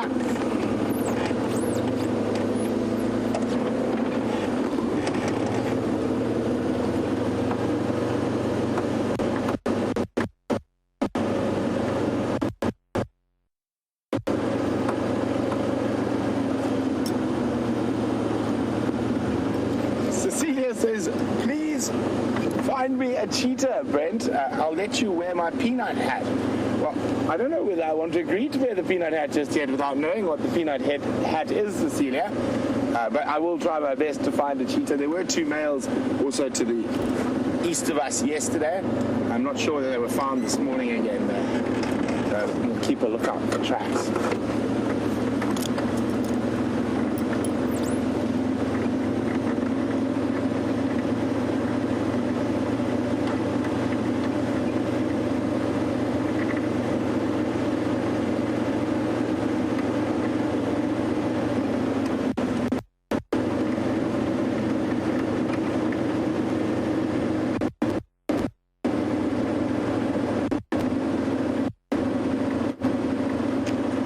So before the Birmingham boys became the dominant coalition of male lions in this area, the Matimba males were. And Susan, who's in the Netherlands, is wondering what's happened to them. Susan, they've set up a territory about 8 kilometers to the south here on what is now what is Londolozi Game Reserve. And from what I hear, they're doing quite well in that area. So that's what happened to the Matimbas. We're going to now carry on towards what's left, the dry bones of Buffalo's Hook waterhole. And while we do that, let's go have a look at what James is up to. Some beautiful kudu bulls here, just browsing on some of the newish vegetation, I suppose. Beautiful little herd of them. Bachelor group.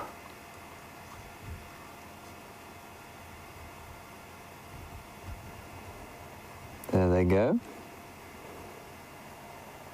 All of them with a magnificent rack of horns. I'm just going to sneak forward a little bit. No, in fact, wait, let's stay here just for now. They've been quite confiding, and they can disappear into the bush very quickly. That's not the greatest view, is it, Andrew? Shall I go? Let me go forward. Let me just sneak forward a little bit.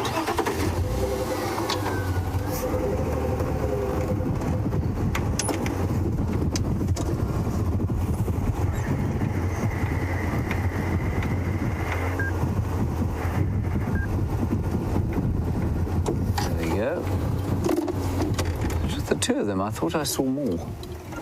Maybe it's just the two.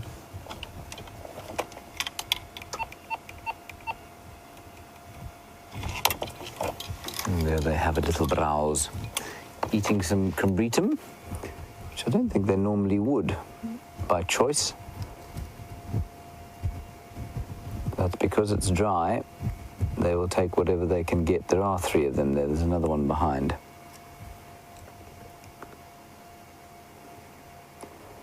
And you'll find them, just like giraffes, they'll move from tree to tree, dependent on the amount of tannin that the trees produce, having been attacked.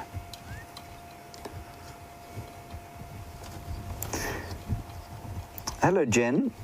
Very lovely question about medicinal plants.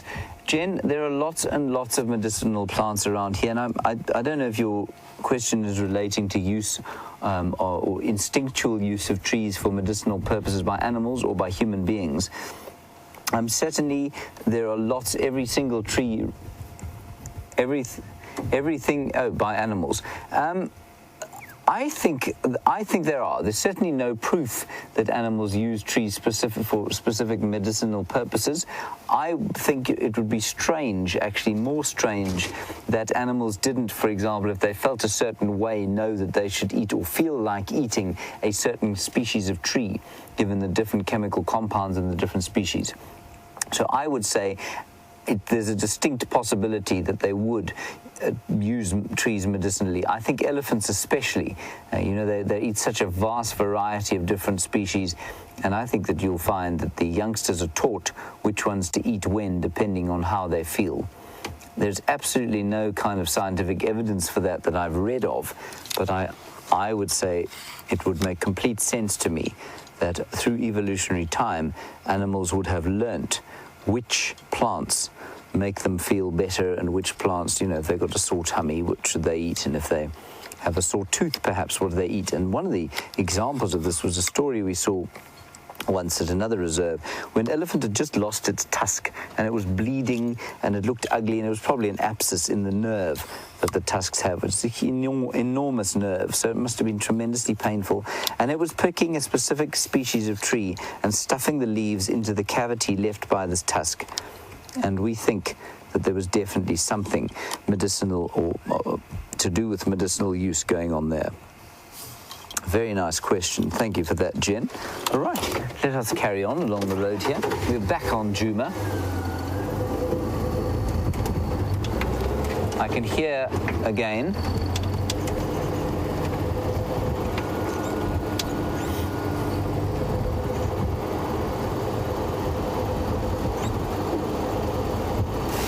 Right, an interesting question from Mr. Two Vox. Hello, Mr. Two Vox. Interesting Twitter name. Mr. Two Vox, you want to know the difference in size between a male kudu and a male Nyala. Mr. Two Vox, a male kudu weighs in the region of 270 kilograms. Now in pounds, that is roughly, say, 560 to 570 pounds for a big kudu. A Nyala is about half that size. A Nyala, well, in fact, quite a big Nyala weighs about 120 to 130 kilograms. And that in pounds would be, say, 280 or so pounds for a big Nyala bull. So there is a substantial size difference.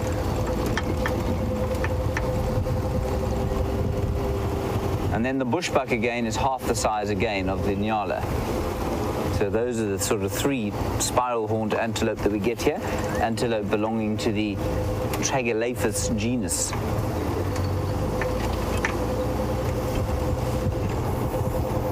very quiet on the mammal front, and I think it's got something to do with the weather. One just sometimes goes out and feels like it's going to be a quiet drive, and I certainly had that feeling when I drove out today. That's not a bad thing. It certainly makes us appreciate the amazingly exciting game drives we have most of the time. It's always good to get your eye in trying to find small things, small interesting little aspects of the bush that actually make the place all the more fascinating.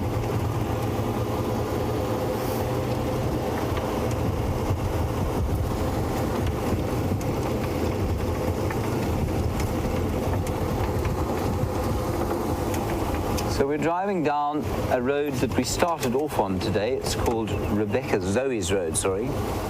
And we're heading down towards Philemon's Cutline. We're going to go and have a look at Treehouse Dam and see what's there. I haven't checked in that little hole if there's still some spring water there. The water flowing underneath the ground in that little stream is in fact still flowing. So that will be interesting to see.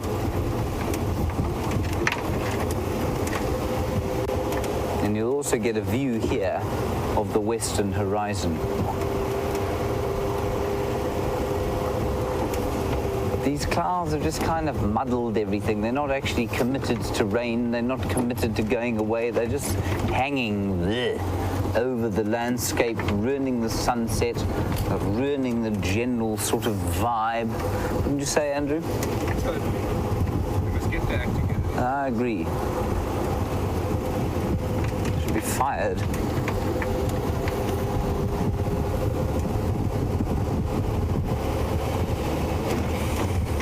It doesn't even smell like rain. You can normally smell the rain before it arrives. Andrew, why are you looking so disgusted?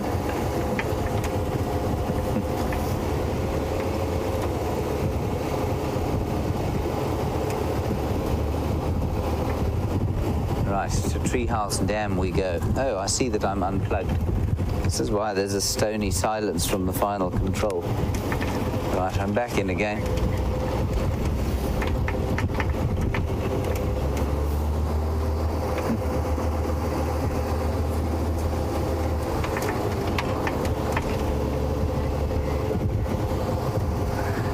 Me too. Paul Rizzo, you very kindly wish or hope that we will see Mvula again. I hope so too.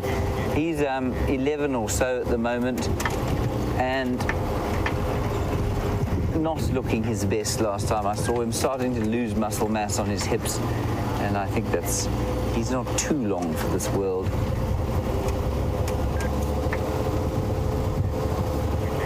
Beautiful male leopard. I really like him. He's my favorite one.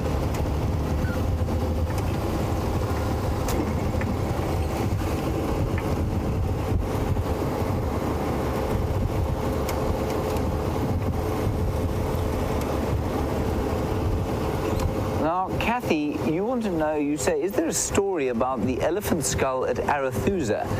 Kathy, if there is an elephant skull at Arathusa, I don't know about it. Andrew, do you know about it? No. And I certainly don't know anything about the story. Sorry, Kathy, can you maybe give us a bit more context and I'll try and find out for you? More accurately, I'll ask Jerry to try and find out for you.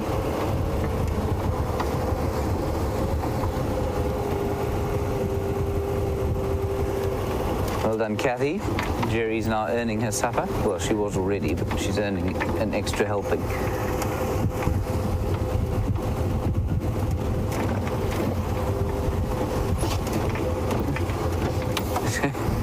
It is very quiet out here.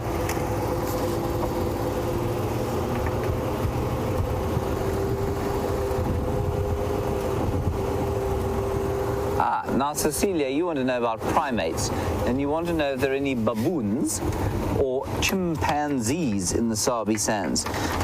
Cecilia, there are unquestionably no chimpanzees here. Chimpanzees only occur in West and Central Africa. Well, I suppose Rwanda's kind of East Africa, but basically West and Central Africa. I keep pulling myself out of this system here. It's all rather irksome, to be honest. So So no chimpanzees here, but absolutely, yes, baboons.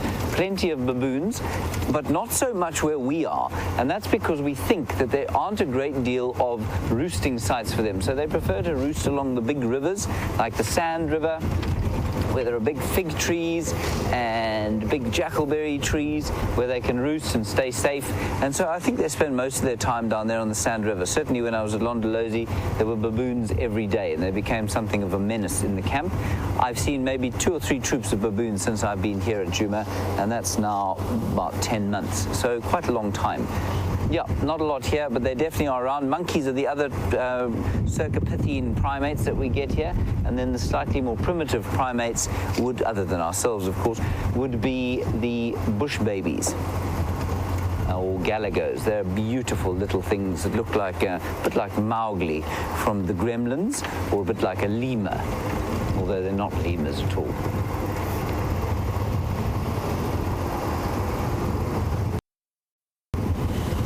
Yes, just searching into the bland light of this afternoon. The light is very bland suddenly.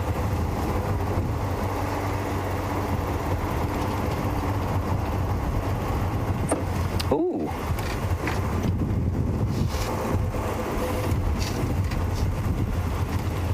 Now, KP Potter is a zoomie. And KP, you say that you were operating the Arathusa Dam cam earlier today, and you found a spotted water dickop's nest under the deck, and you'd like to see it during the day. Well, I think that's a brilliant idea. I will definitely put that on our little group to the Arathusa guys and see if they can't find it. Unfortunately, we can't, of course, drive our vehicles under the deck there, but yes, we will have a look there. Can you maybe be a little bit more specific as to which deck it was? Because I would love to see those little dickops. Or thick knees, as they are now called. I know I might have to turn the lights on. It's all of a sudden got quite dark.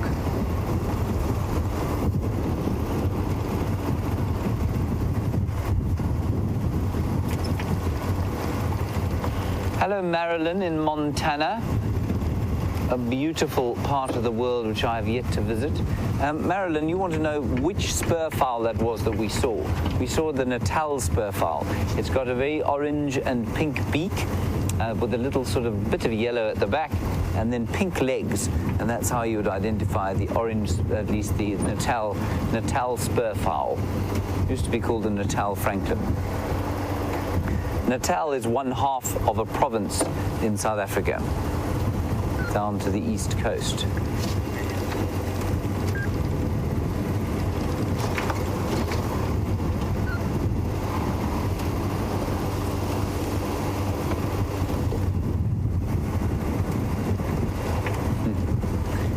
Norm, I wish I knew. You want to know what has happened to all the zebra.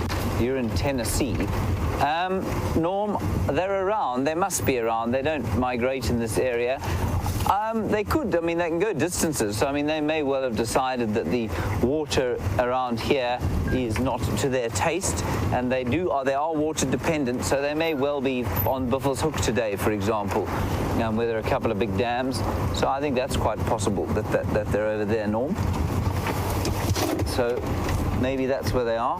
Certainly, they ain't around here, are they? Sorry, Andrew. I should have told you I was going to sit down. But difficult to keep up with me, aren't they?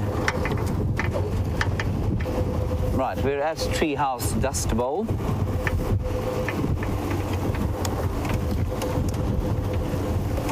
Brent is on foot, with any luck going to find the lions that I failed dismally to find earlier this morning. Then what we'll do here is just have a quick look in that hole and see if there's some water.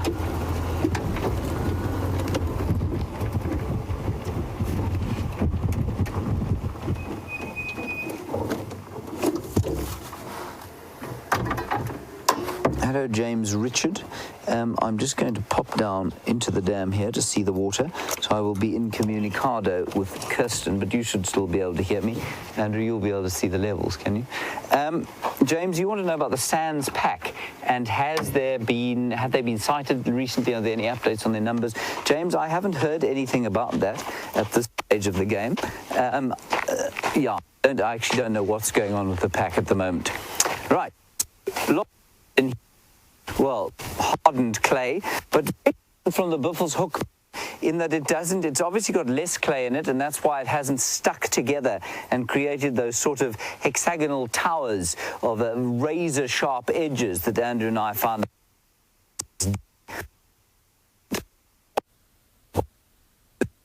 Water underneath here. Oh, here.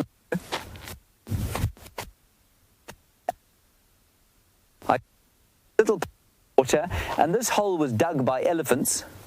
No? Can't hear me.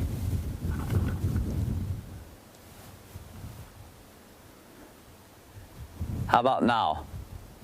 Is that all right?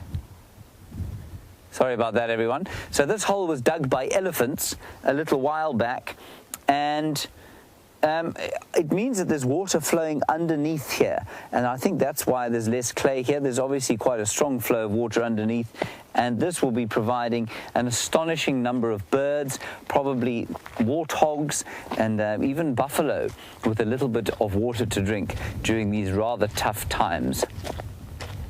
And I think the reason that there's no greenery in here is because it's much easier to access, for example, than the Buffel's Hook greenery, which is surrounded by those razor-sharp towers of ionic clay.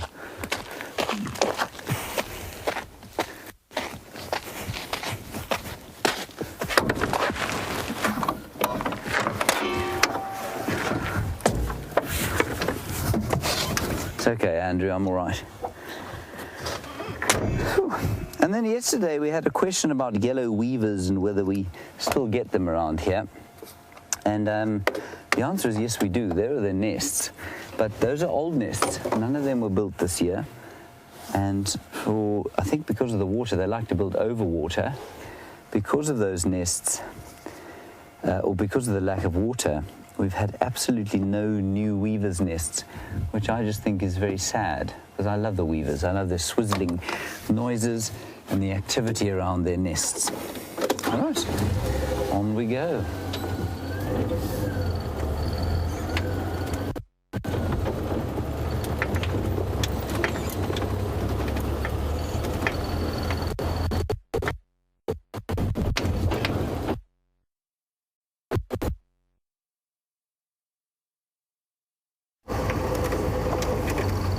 Right, our next port of call will be Twin Dams, sorry. There's definitely no water there, but maybe we'll be lucky with a leopard track or two on the edge of the drainage line there. Plenty of hyena activity, of course. Maybe we should pop to the hyena den. Maybe they will not disappoint us.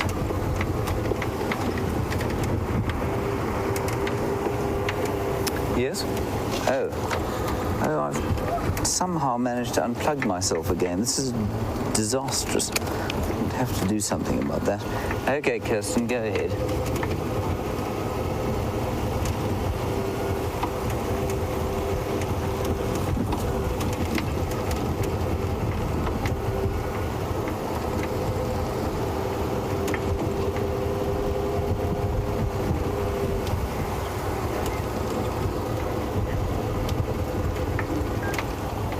Hello, Kathy. You've come back to us with some information on the elephant skull that you were talking about at Arathusa, and you say that you thought you read about it somewhere on Twitter that there wasn't an elephant skull there that was either from an old and honored elephant bull that died, or perhaps from some sort of folklore. I'm afraid I can't help you at this stage. We'll try and do a bit of research and find out what that's about. Sorry about that, Kathy. I need to sort out my plugs here.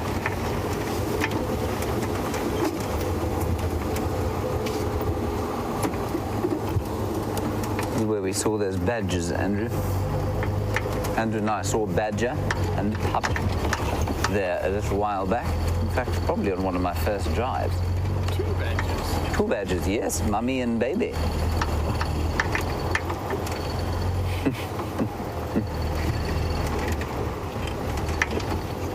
All right, let's go across to Brent. He's back on the car. Let's see if he's got a nice update. See you just now. So unfortunately, it seems really quiet, this sunset safari, but that is how it goes in the bush. Sometimes there's an animal around every corner. Sometimes they are being a little bit scarce. But there are still a huge amount of amazing things out here, even when you're not beset with the big hairies and scaries.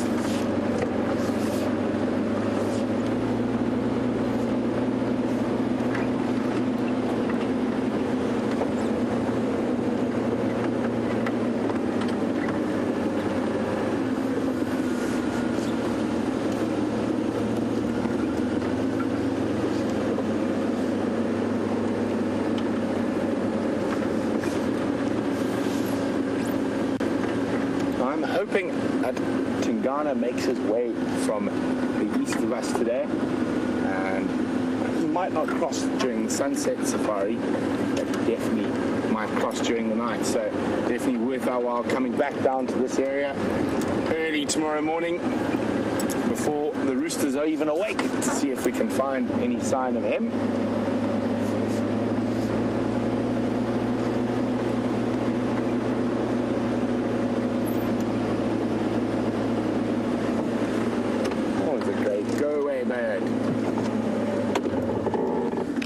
Annie in British Columbia is wondering about some local stories during the quieter drives and spotting that go-away bird.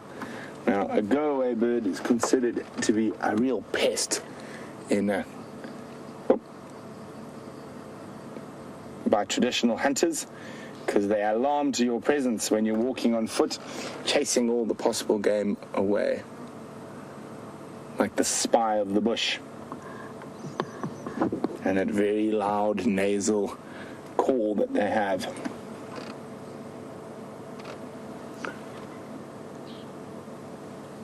Quite dark already, but you can see them nicely silhouetted, those beautiful crests blowing in the strong breeze.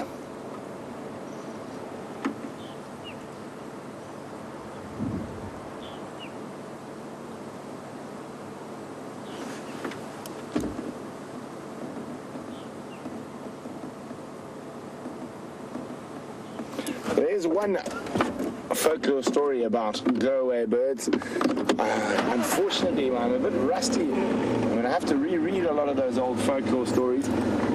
But it is about the hunt. It's called The Hunter and the Go-Away Bird. And I've just been sitting there while we're looking at it, trying to remember the intricacies and the facts and the details, and they're just escaping me. Sorry, Annie.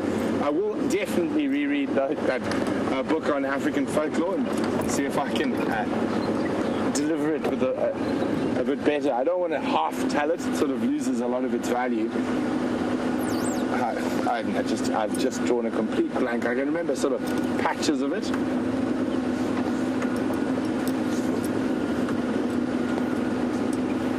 I'll think if I can remember another one for you, Annie, while we're moving around on this quiet afternoon.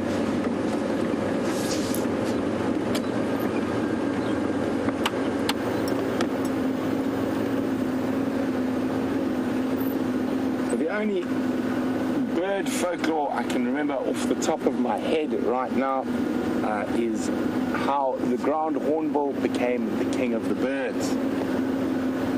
Ground hornbill is obviously one of the largest birds we get here, and they are expert hunters of lots of little things, and in particular snakes. So the story goes there was a great war between the snakes and the birds. And the king of the snakes, the black mamba, was inflicting massive damage on the birds' numbers of their troops. And at this stage, the ground hornbill said he doesn't want to have anything to do with politics. So he was staying out of it, and the birds eventually begged and begged for the ground hornbill to get involved. And on the battlefield, eventually, after much begging, the ground hornbill became involved in the battle, and the black mamba, king of the snakes, moved moved out to the front. Said, "Is this the best you birds can do?" And 2 quick, deft swipes with that big, powerful beak. That ground hornbill had cut the king of the snakes in 2. Therefore, not even wanting to be part of the politics or even royalty, the ground hornbills begrudgingly became the king and queen of the birds.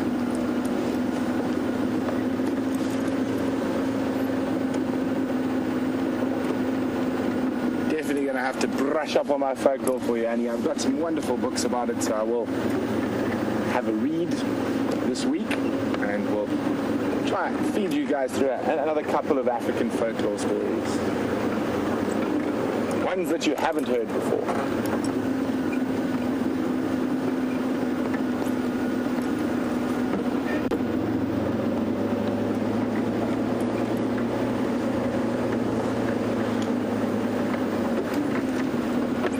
So Jamie had no luck with those line tracks. They disappeared in the middle of the block. It's quite a thick block, and with this light dropping quite quickly, she made the call to head back to the vehicle, which is the correct one. You don't want to be wandering around in the dark when lines are about. But what I'm hoping is they might head towards Gallagher Pan or towards Sydney's Dam, those are the 2 sort of closest water points for a late afternoon sundowner. I'm going to slowly make my way back up towards that area, and hopefully we have a little bit of lion luck.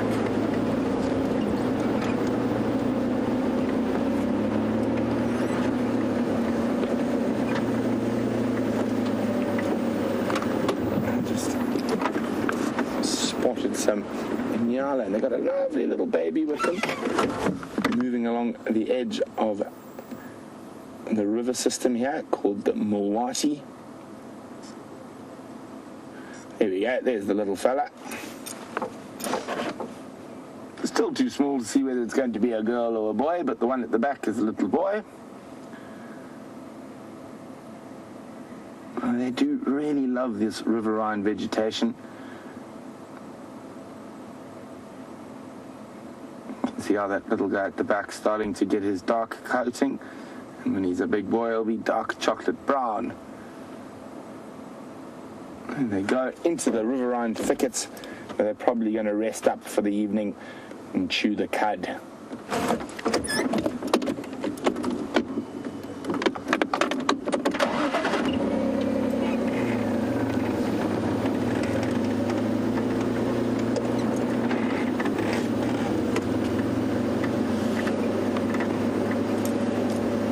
So I'm still wondering, Bryan, what do you think? You think we're going to get rain overnight? Hopefully. I didn't ask you, hopefully. I mean, we all think hopefully. Do you think we're going to get rain or not? Yes. Yes. Bryan's more optimistic than me. Maybe a little sprinkle overnight.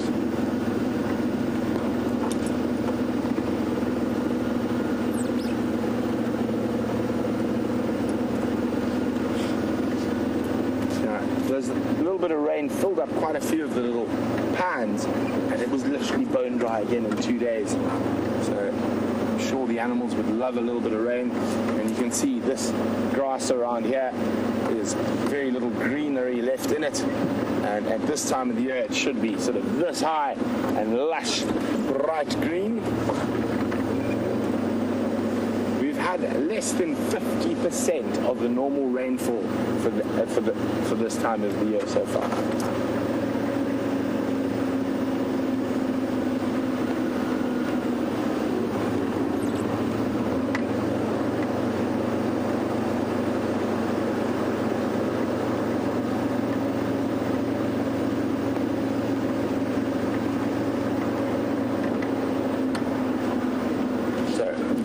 Mandinga from Centurion in South Africa is wondering, this prolonged absence of the Birmingham boys on Djuma, could this lead to another coalition of males sneaking in?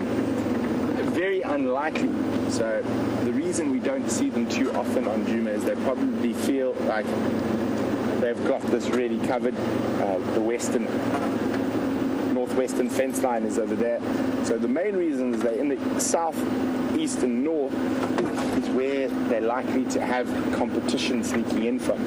So I know there's the Sand River males, I think they're called, on Mala, that the Birminghams are often having roaring competitions with, and then the two Salati males up here as well. So the reason they tend to spend more time in those areas is because that's the most likely spot that they're going to face competition from. At the moment, I think it's very unlikely that another coalition of males will slip into Djuma, but the wonderful thing about the bushes, you never know. But I would say it's very unlikely. It'd be really exciting if it does happen, though.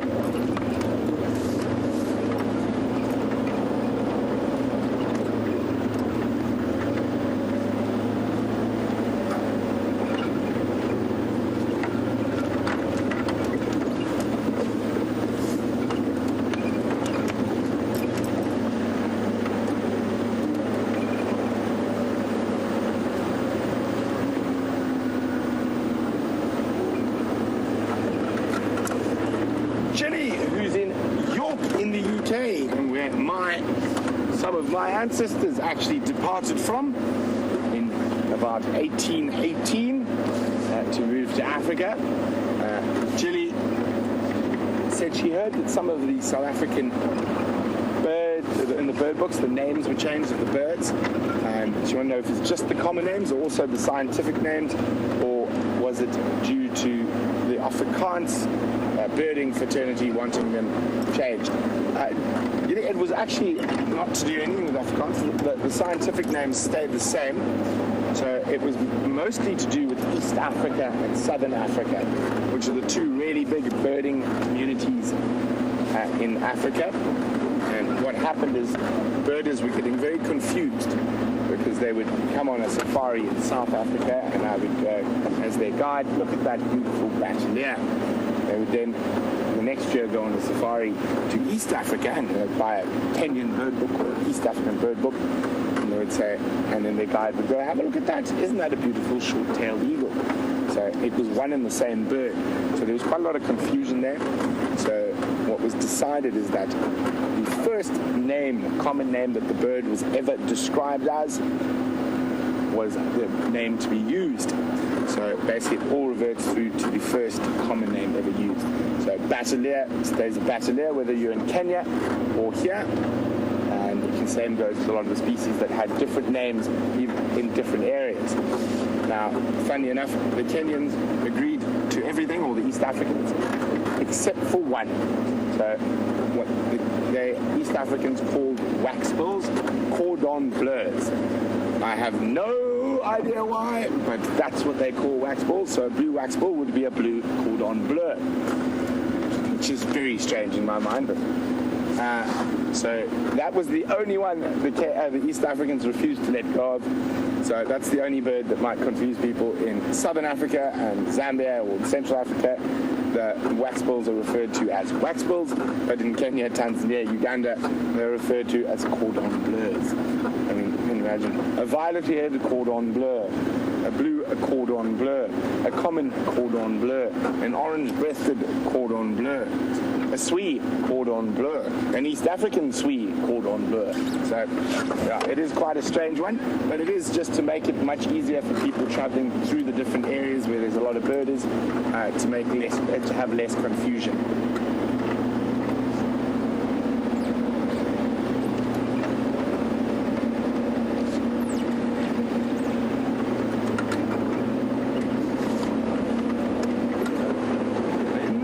Coming upon the Djuma waterhole. Last little gamble at elephants for the evening before heading up a little bit further to the west to see if those lions have maybe started heading towards Sydney's waterhole.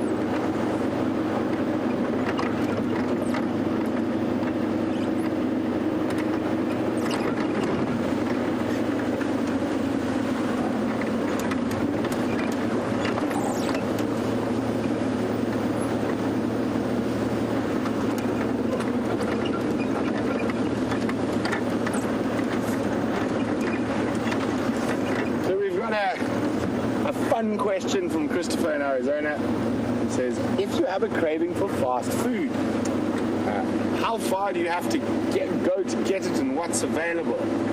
Well, Christopher, fortunately, we'd have to go quite far. It'd probably take us close on 2 hours to drive to get fast food. And the only fast food available in that area is KFC, which I'm sure a lot of people know. Oh, look at it, we've got some Nyalas displaying, or I'll answer your question as we move towards those Nyalas, Christopher. And then there's another thing called debonaires and steers. I don't think you get those in North America. Debonaires you might get in the UK. Debonaires is basically a pizza place, and steers is just a burger joint. So that's the closest fast food to us. Now we have some male Nyala having an I'm prettier than you are competition, just below the final control. And it's probably due with all these lovely ladies out here. You can see this male is actually smelling that female's behind, so there might be a female coming to estrus quite soon. But he's not even involved. Oh no, there we go, sticking up his hackles a bit. But there we go. One on the right showing, beating up a little bush to show how impressive he is. There we go. Beautiful Nyala. Now, we saw the females a little bit earlier heading off into the bush, and that young male will look like this one day if he survives. And you can see that Nyala's mane of hair is erect, and it's called philo-erection. And there we go, you can see he's rubbing his pre-orbital glands on the bush and also showing how strong he is. And here we go, this guy's to the left is showing that very stiff leg Nyala walk when challenging, and you can see how they're going opposite each other. So this is quite an interesting evolutionary trait that Nyala have developed. So instead of locking horns immediately like lots of the antelope out here do, if they can, they will settle it with, for lack of a better description, a model walk-off. And whoever looks the prettiest, or actually looks the biggest and strongest, is the winner of said walk-off. At the moment, I can't tell who is winning. Normally, the one that is winning will raise its tail and show the white from underneath its tail. But these guys could just be being boys, being close to each other and doing a bit of showing off, because there's that bigger male who's in amongst all the females. He could be winning, and these guys are just on the peripheries. There we go, see that pre-orbital scratching again.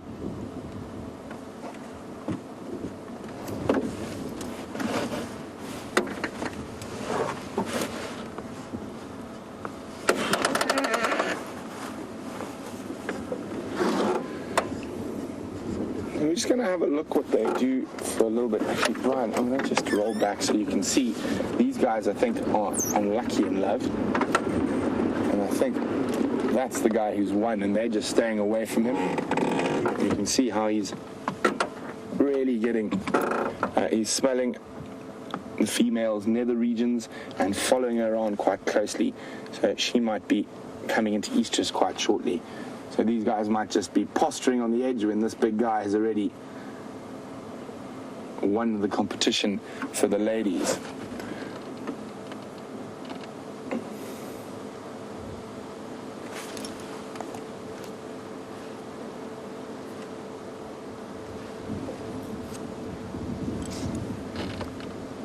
So we're going to sit here for a little bit and see how this plays out. If there's any action, we will let you know. And she's not so keen on all the attention, so maybe not in estrus just yet. But I know James has found his way, without getting lost, fortunately, to a lot of our viewers' favourite spot on Djuma at the moment.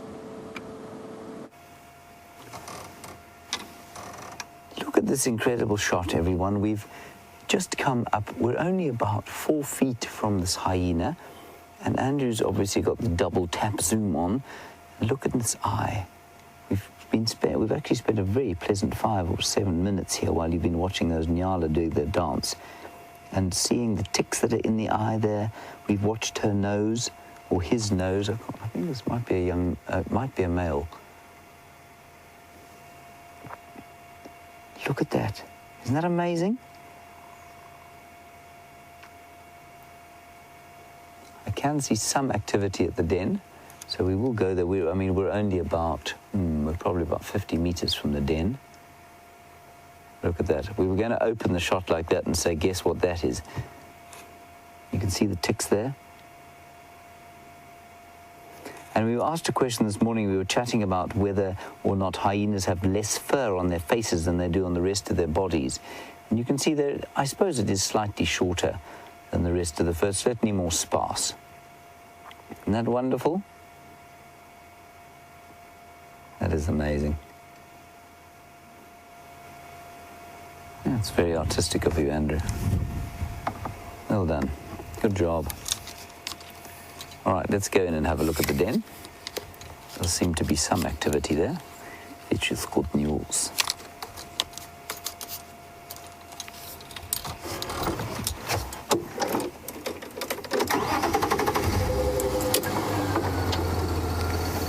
This guy is very relaxed.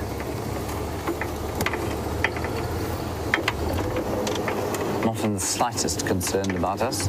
Oh, I see a little baby.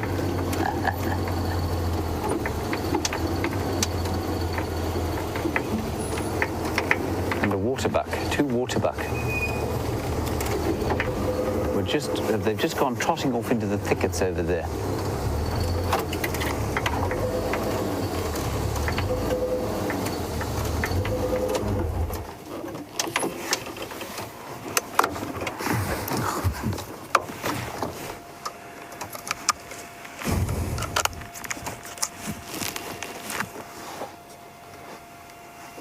So there are the 2 youngsters. I think those are the 2 Ds. Having a little snooze. I did see one of the Januaries with her head out over the top of the adult there, but she seems to have disappeared. Smelling quite ripe here, hey, Andrew? Yeah. And that is Madam, that is the matriarch, with her scaffy ears and missing bottom left canine. And the canine that you can see on the right there, on her right-hand side, is quite blunt, which is indicative of the fact that she's obviously used it a huge amount, and so she's not a young hyena anymore.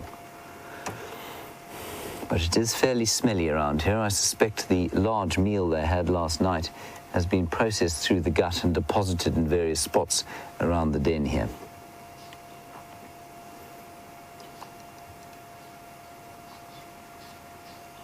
Everyone looking very happy. There's the little one, Andrew.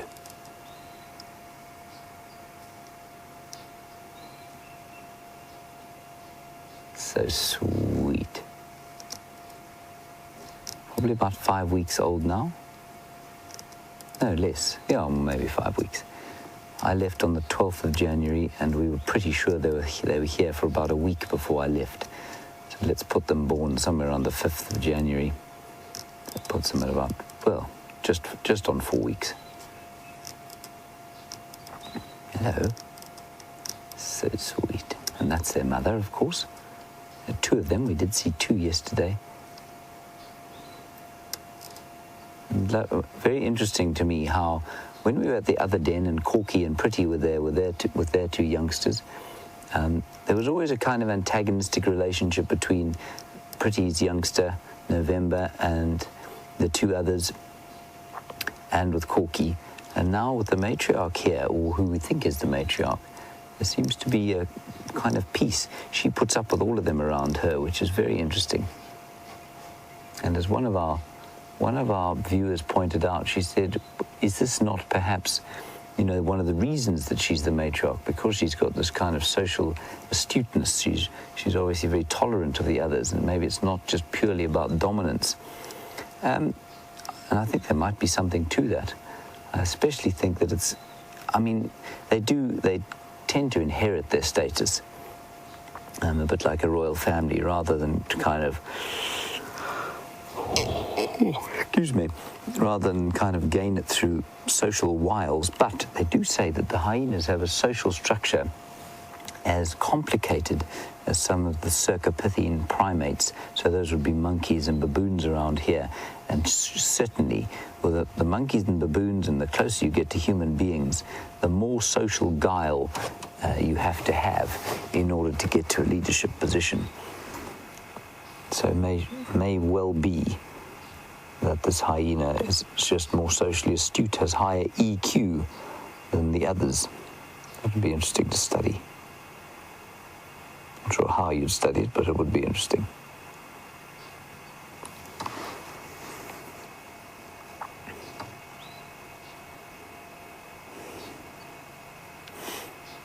Oh, look at the little needle-like teeth on one of the D's there.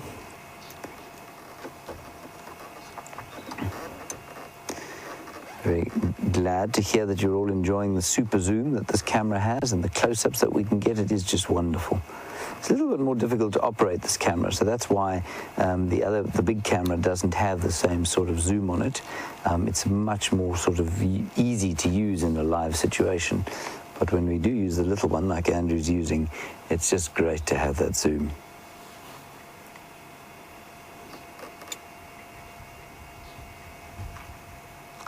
I mean, she's missing lots of teeth, that hyena.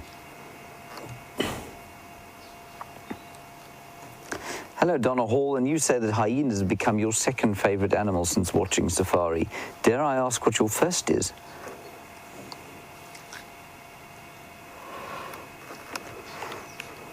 Is that mud, Andrew? Or is it a scar?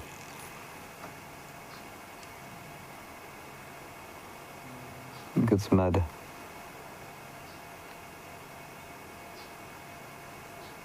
Yeah, I think it's mud and spittle. Delightful combination.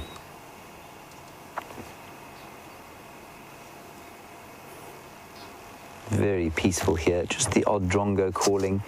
I can hear a spider hunting wasp kind of zzz around the place, and the wind rustling through the tamboti and knobthorn trees that grow on top of this termite mound.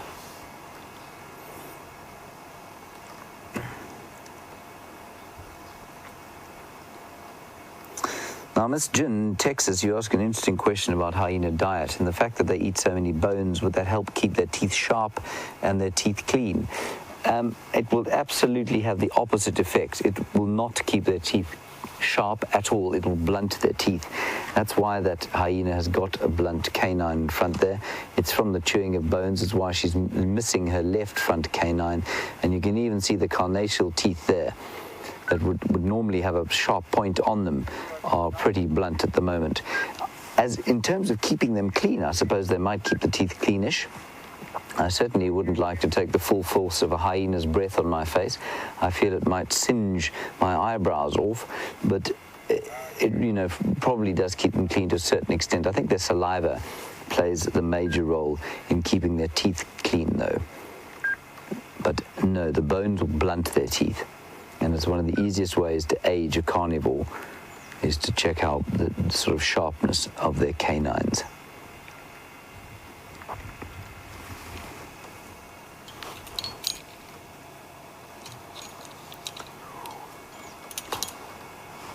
Hello, Jen. An interesting one, and one that I didn't know until we had a little puppy once that started to lose his teeth. Jen, you want to know if these carnivores lose their teeth. They do. I think, if I'm not mistaken, just about all mammals lose their milk teeth and get big adult teeth, I think. And certainly I don't think hyenas are any exception. And they're born with teeth, you know, hyenas, a bit like Richard III. Well, as Shakespeare would have portrayed him. They're born with teeth, and that's very unusual. And it's certainly, I think they lose them. I've certainly seen little hyenas with missing teeth, and they seem to grow back, so I'm assuming that they lose them. I couldn't tell you when it happened, though. I would just guess somewhere around weaning, or just after weaning, which is 6 months for a hyena. Up to a year. So let's say somewhere around 6 months in a year.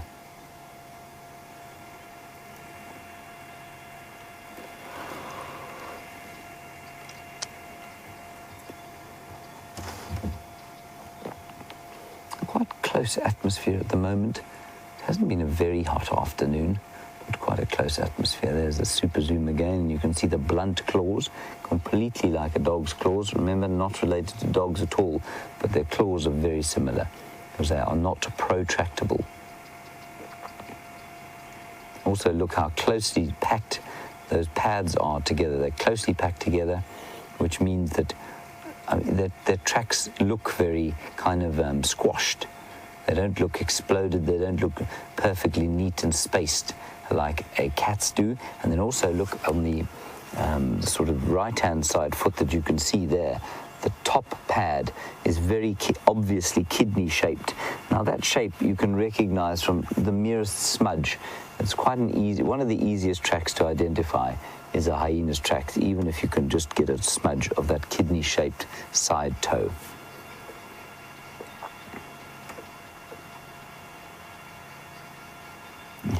Hanging tongue. Nice to be able to lie in the dirt and hang your tongue there. Now, Donna, you say that your second favorite animal was hyena, but the lions are your most favorite. Well, those are the top two predators here.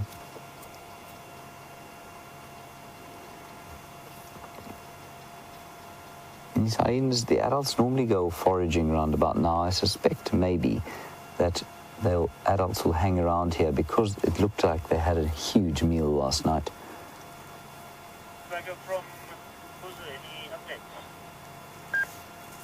Lots of saliva.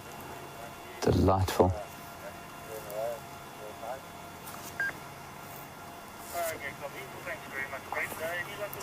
And Julie, you're in Washington and you want to know how many sets of teeth hyena have.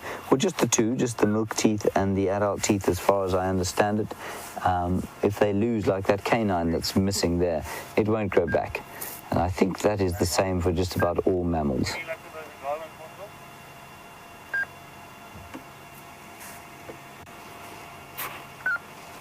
I'm just hearing an update on the radio from the lion tracks that we had this morning, and I don't know where those things have gone. I think they've flown away somehow. I know Jamie was following them this afternoon.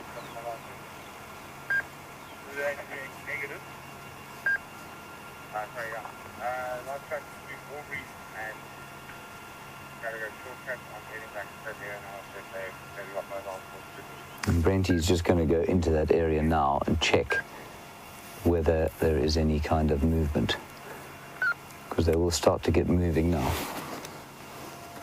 The little ones starting to roam. They're very confident around the matriarch here. They don't seem to need to have their own mothers here, but of course she won't suckle the youngsters. She will look after them. That's D1. Look at the pink. See the little pink pads on her back feet? Oh, thank you. For that, there we go. And that's the same one with the white on the front. So they're pink underneath and white on the front. Some strange anomaly. There's just no melanin in that part of her body. And I think that's the little female, and the male has got two normal black feet.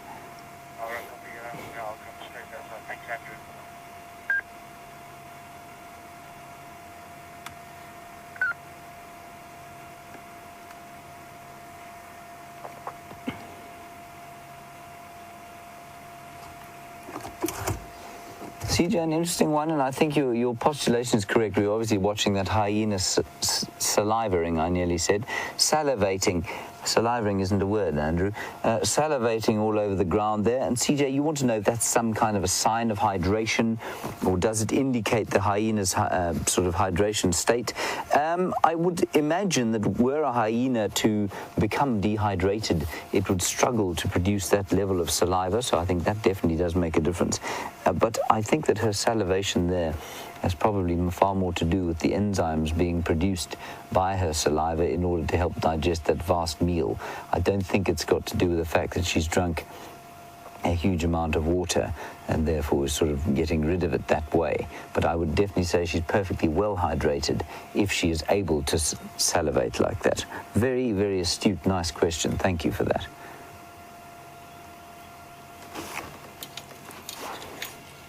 just hear the robins starting to give their last calls.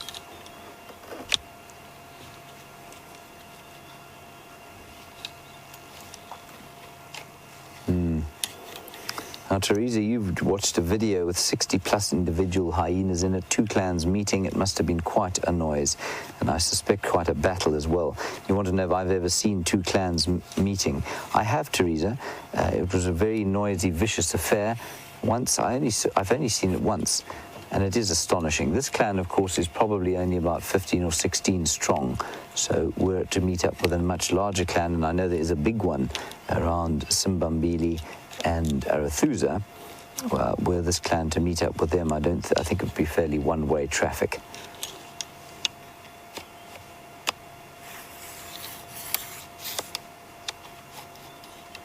Very lovely little clan that we have here. We won't be here for too much longer. As soon as it starts to get dark, we'll leave.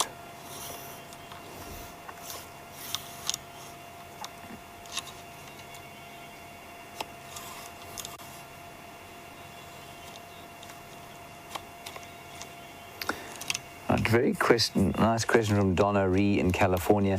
You want to know, you say you haven't seen November for a few days at the den here. I saw her yesterday evening, Donna, very briefly. So November is around. You want to know why we don't check the other side of the den? That's simply a function of the fact that we'd need a bulldozer to check the other side of the den to get all the way around. There's a lot of sort of foliage in the way, and I did do it once from the other side, and there aren't any holes on the other side. There is one around the sort of right-hand side, but I think November is probably just asleep inside. And you want to know if it was perhaps Pretty, who was the injured one with the bite on her neck. I don't think it was. As far as I could tell, it wasn't her. I also had the same guess, and it was sort of confirmed to me that nobody else agreed that and thought it was her, so I don't think it is her. Thank you, Donna. 3 very nice questions.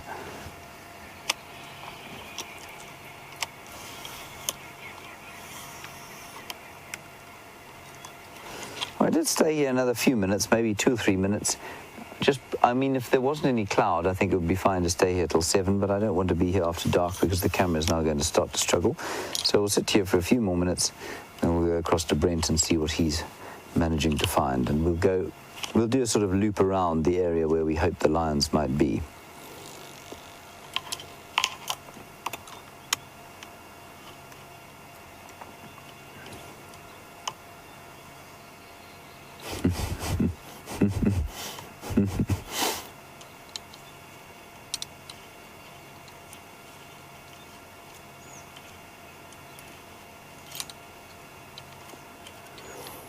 Cecilia, you say that since you've been watching the safaris, you've gained the most information and learned the most about hyenas and gained the most respect for. Since I've come to WildEarth, the time that I've spent with hyenas has been exactly the same for me. I mean, I certainly respected them always, but I've learned more about them than I have in all my years in the bush previously. So it has been just a wonderful privilege to spend the kind of time that we have with them at these den sites here. All right, I think let's leave it at that. It is getting quite dark now, and we're going to have to try and start using a light, which I don't want to do at the den here. Righty, let's head across to Brent Leo Smith, get an update from him on his lion tracking. He's sort of in that region, driving around there. We're going to drive around to the north and then down towards home and see if we can't pick up those lions. Until then, I will see you later. So we made our way back into the area. The last tracks came into here. So there is water over there. So I'm just slowly cruising through, hoping to catch them out on the road as it gets a bit cooler and they start moving.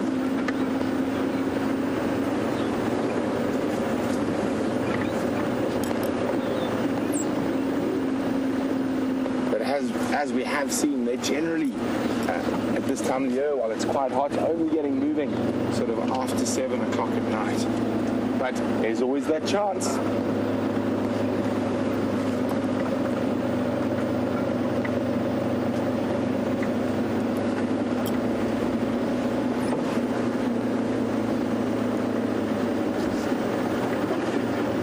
Virginia is wondering, as the seasons change, are there certain animals we see more or less of as they change?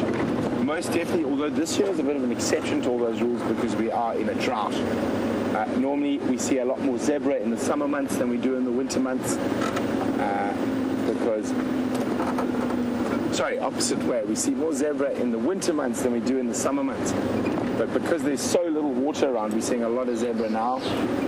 Also, a lot of your small creatures, genets, mongoose, bush babies, things like that, you generally see much better civets in the dry season or the winter months when there's less ground cover for them to hide in. Birds, definitely. We have migrant bird species that will be heading back as soon as it starts getting chilly here. So if it's cold here, they head for warmer climes. The European rollers will even be seen in the south of France during the summer. But during the northern hemisphere winter, we do have a lot of bird species that come down for our summer.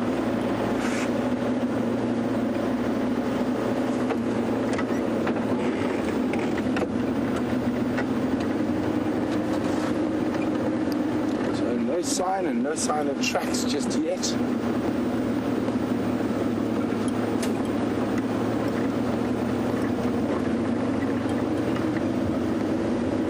So, warm welcome to Carol in New York. Carol's wondering, do we have any bat-eared foxes in this area? Unfortunately not, Carol. They occur in far more drier climates to the north of us. Probably the closest bat-eared fox to us is maybe just over 100 to 200 kilometers from here, as the crow flies.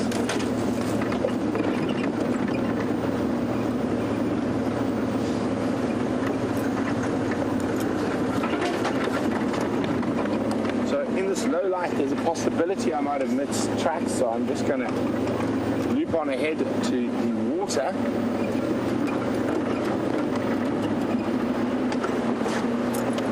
So I'm just going to turn off the car's engine and slowly freewheel down the hill. It gives me a chance to possibly hear any alarm calls, or if we're lucky to hear those lions roaring.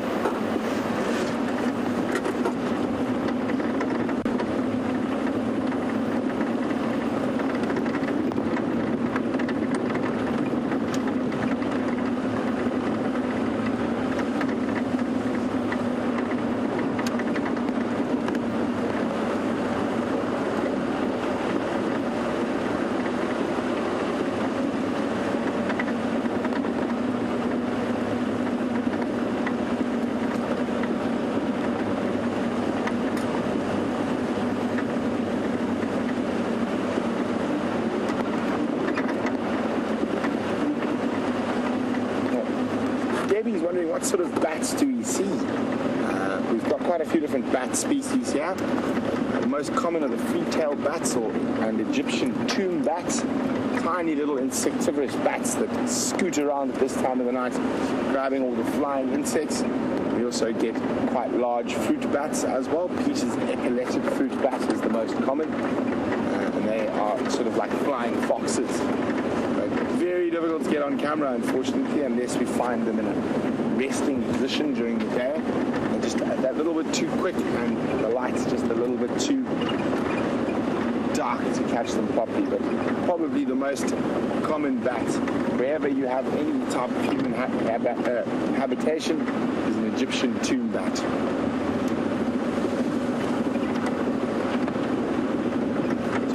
Just pop around the corner. Who knows, are we going to see a lion or are we going to see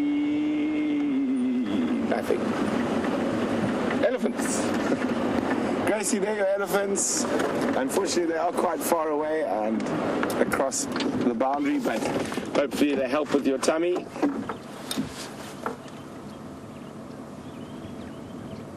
Oh, little boys and a wildebeest.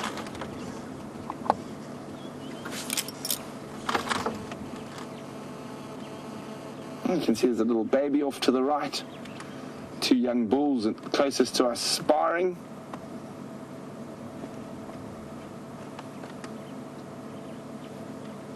And there's a good chance those lions are going to head this way, but maybe a bit later. We've been searching for elephants. We've almost covered the whole of Juma. And lucky enough, just before the end of show, we're lucky enough to find some.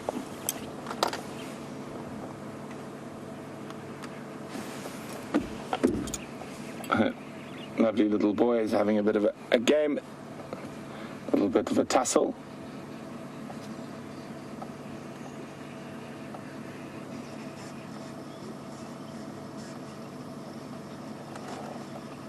You can see how strong the wind is behind there. You can see how the gusting wind is blowing that tree.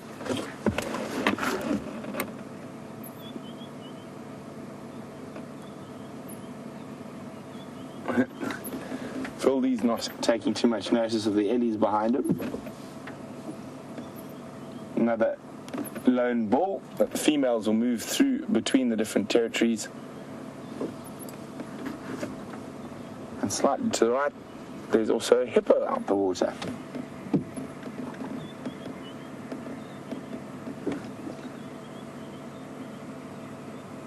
And some impala.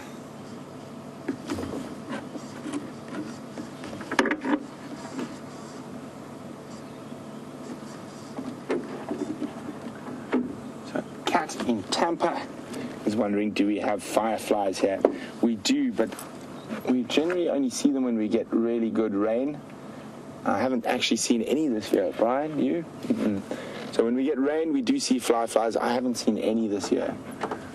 Oh, look at that. Look at that. Now that's the young boy jumping up on the other young boy, just causing trouble. You can see how the herd's reaction has changed. They've suddenly banded together like there was a potential threat. And quite often those young bulls cause so much havoc that they get quite a strict beating almost from the females, and that's why they quite often chase to the peripheries of the herds. So they've had their evening drink and they're heading on.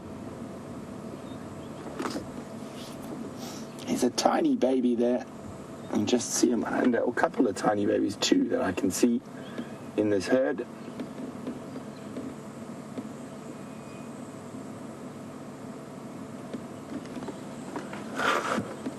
15 in total, with the two young boys who are staying behind to play in the water.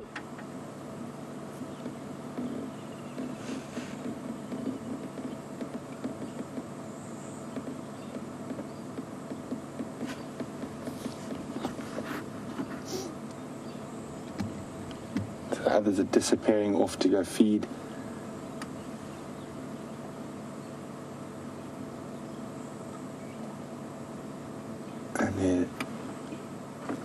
They're probably going to spread out now, feed for a little bit. They probably will rest at some point tonight.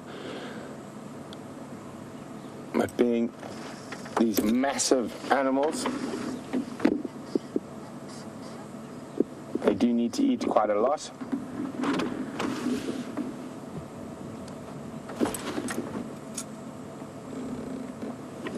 There we go, the hippos are there, the elephants are off.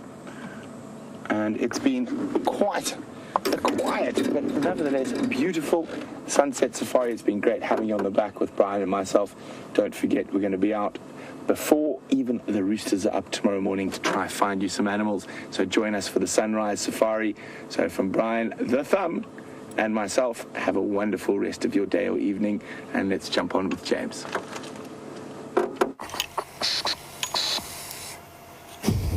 Okay, we're now on a road called Gallagher Shortcut, around which I was looking this morning for the lions. I don't think I drove this particular area of it, and there were 4 vultures sitting in this tree. They're not all the same species. Now, that's a white-backed vulture that you can see. There was a hooded there. There's a hooded there. When you find multiple, no, there's a white-backed. Sorry, he's not hooded. But when you find vultures in a tree like this staring intently at the ground, it wouldn't surprise me in the slightest to find that there might be some lions in the bush there. We obviously can't go in there tracking on foot at the moment, because clearly that would just be silly in the dark. But we'll probably pop back here during the course of the morning tomorrow and see if we can't find them. So I think that's really quite interesting. Maybe the lions are where we thought they were and somewhere in this particular part. So let's drive slowly down Gallagher shortcut here, see if there aren't any other trees filled with walchas. Let me just get a spotlight quickly. The last 2 minutes of the drive. Just see if we can't find the telltale sign of a lion in here. No tracks on the road.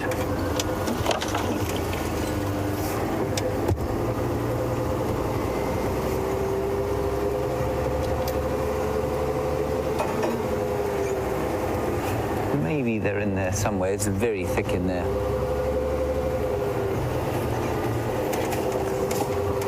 Would be very nice. There's some more vultures over there flying out of the trees. I wonder if something didn't happen here. This is the one section of road that I didn't drive this morning. I just saw a pushed over tree and I thought that was a lion, but it wasn't. It was a pushed over tree, which isn't anything like a lion.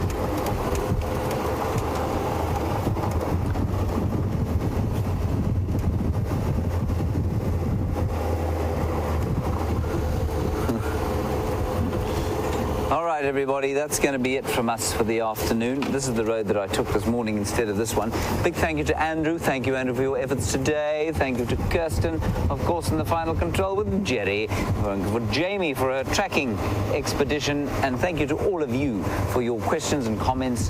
Thoroughly enjoyed as always. And thank you for your time. Big thanks to Brent and Bryan. And we will see you tomorrow morning at 05:30 during the glory of the African dawn. Until then, stay safe and happy wherever you are. Bye-bye.